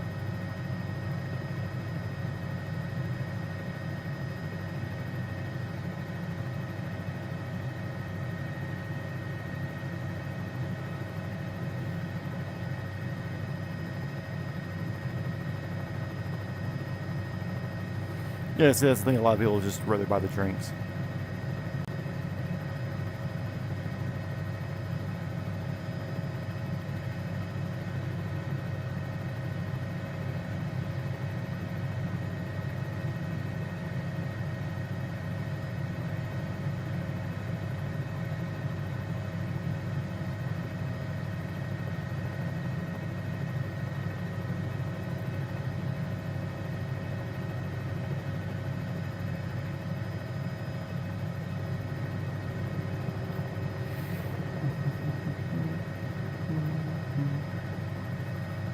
Everything's getting much lower beneath us now. We're still kind of plateaued-ish area, but not that bad. Hey, 4 people in here. Thanks for watching, guys. We've already done a full 3.5 hour stream at this point, so we're actually doing a return to base. Can't just park this thing at the airport overnight. We got to go back to the Area Back Life Team base just south of Manchester, Tennessee. But thanks for stopping in. We all subscribe. We stream pretty regularly now. Sometimes I'll do how to fly videos, more shenanigan videos. This right here, we're going to have a thing that I'm doing it around the World Series as well. Currently, like 500 miles from Great Pyramids in Egypt. Working our way to the west.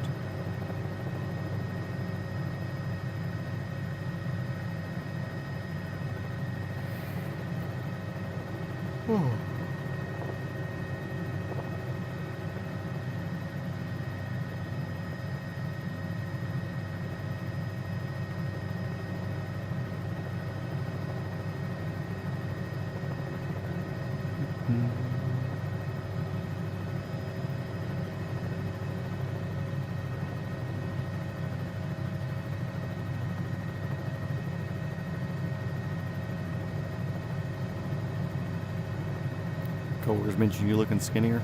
You're losing weight. You need to bulk you up, lift heavy, eat protein. Gotta thickify Valeska. I need you deadlifting 350 and squatting 225, okay? And not just like leg press machines. I'm talking about free weight that. See, 17 miles from base. 100 knots, 10 minutes or so.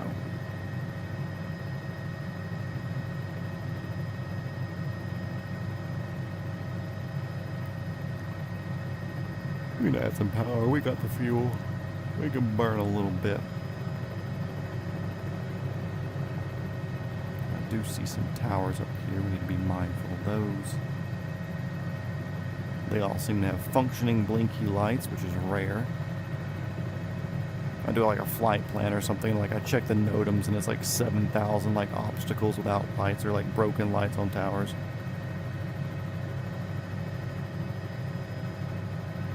Yeah, weight is definitely variable for body fat versus muscle and water weight and all the other factors. It makes it hard to estimate and judge and guess when it's oh cool, this tall, this much, that look. It's so hard to tell.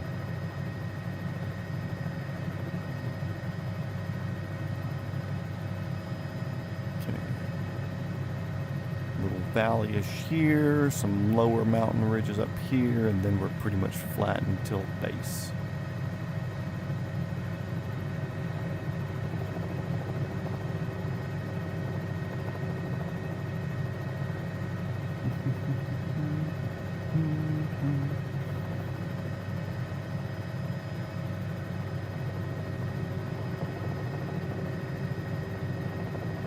airport up there somewhere. You can surely see its runway doing its blinky thing, can't you?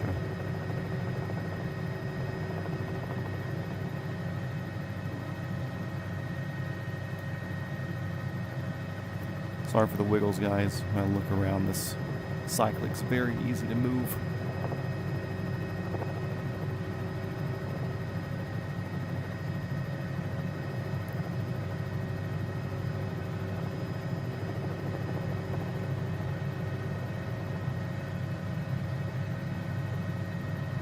Can't see a damn thing out there. It's just black.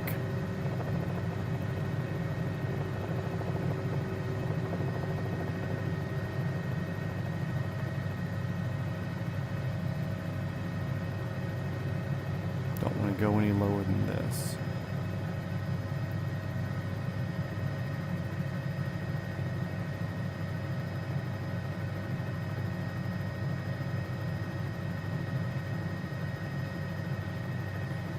It would be nice to trim this out for trips like this where I can put it at 2700 and click in without worrying about, oh man, I just lost like 400 feet because I was looking around.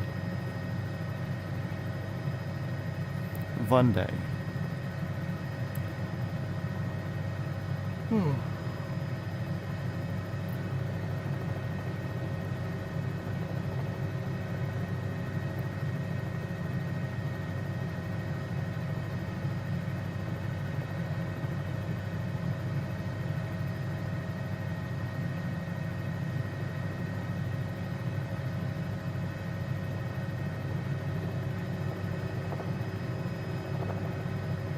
Your blade shop. I don't want to go down.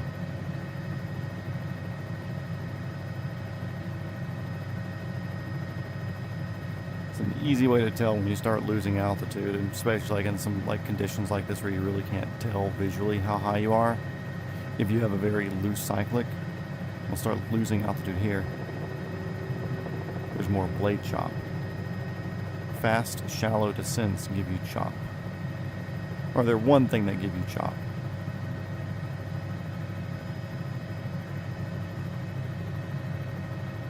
8 miles to base.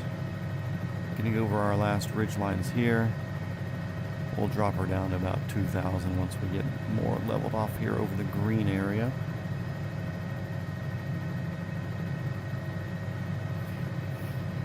Stop. You made me yawn too. What do you mean? No alarm clock tomorrow? Cool, I'm calling you at 8 a.m.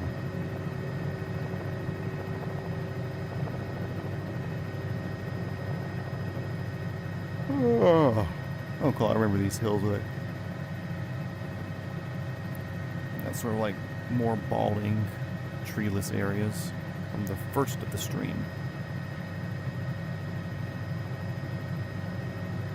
Okay, cool. Let's go and start a slow descent-ish.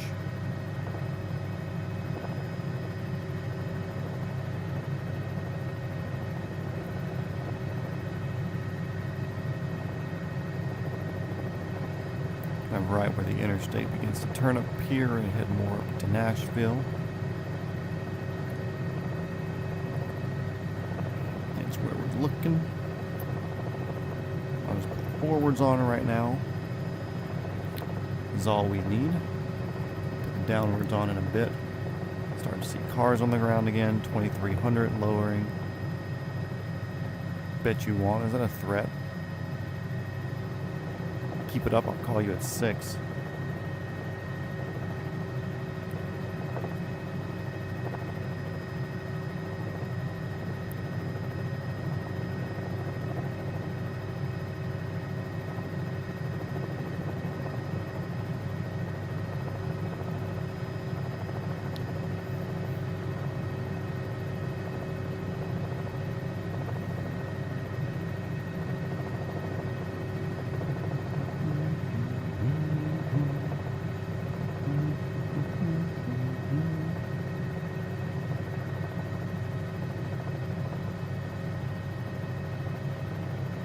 Whoever viewer number 3 is in here, thanks for hanging in there.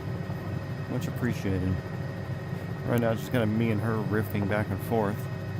But since you're here, you're acknowledged. You're loved. And your presence is much appreciated.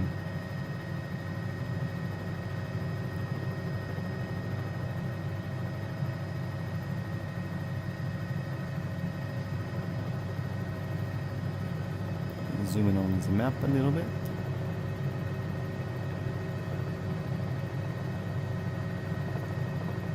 Get our downward facing downward, you know.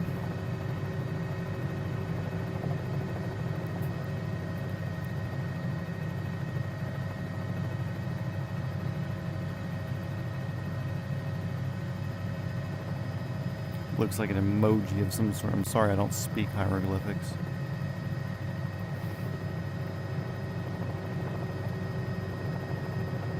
We're somewhere up here. Those are really close to the highway. Like our base is right next to the highway. Just gotta spot it. Keep your hieroglyphics out of here.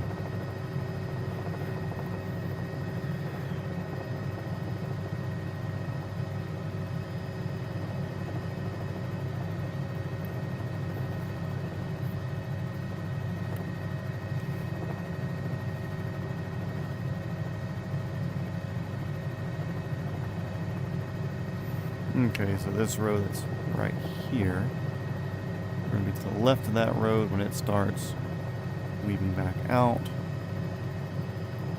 Say 73 airspeed, 76 ground speed, very small tailwind here, but our tailwind headwind doesn't matter that much because we have a very specific approach path to get in here safely. We'll do one circle and we'll come around that way. We'll kind of have to come in like from our 4 o'clock position over there.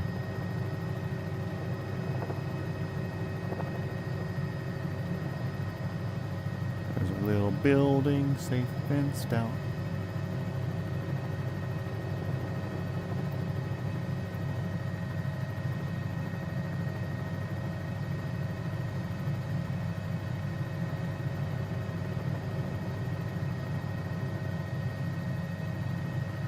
Here just a little bit. More speed scrubbed. Flicker back around.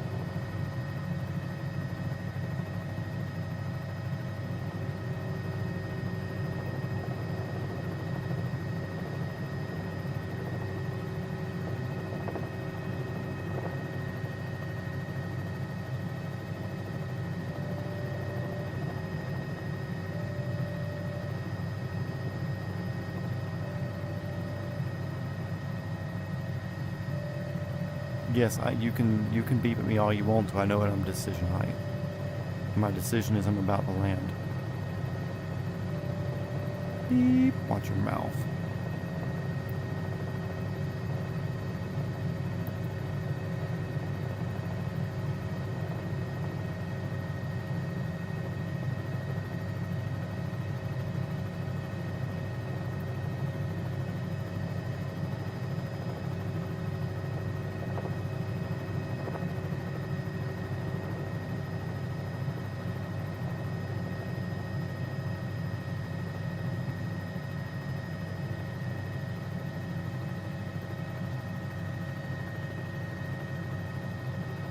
Horrible approach.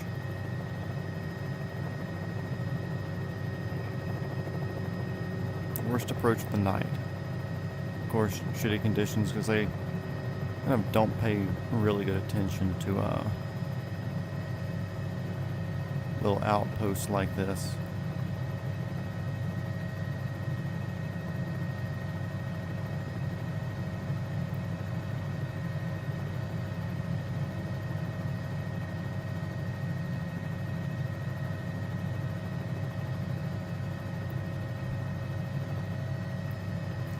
Cool. Throttle down.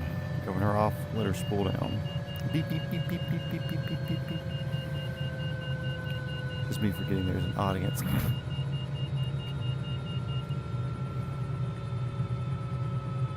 rid of you. Get rid of position lights. Pitot heat can go off.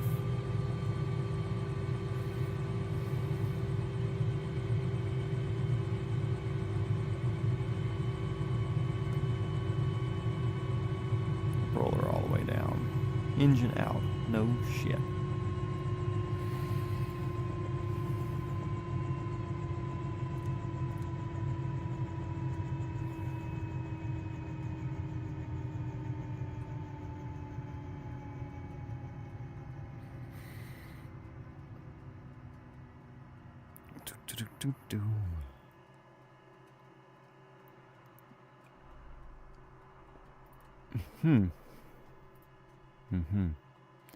There's a chance we were flying with a rotor brake on all night.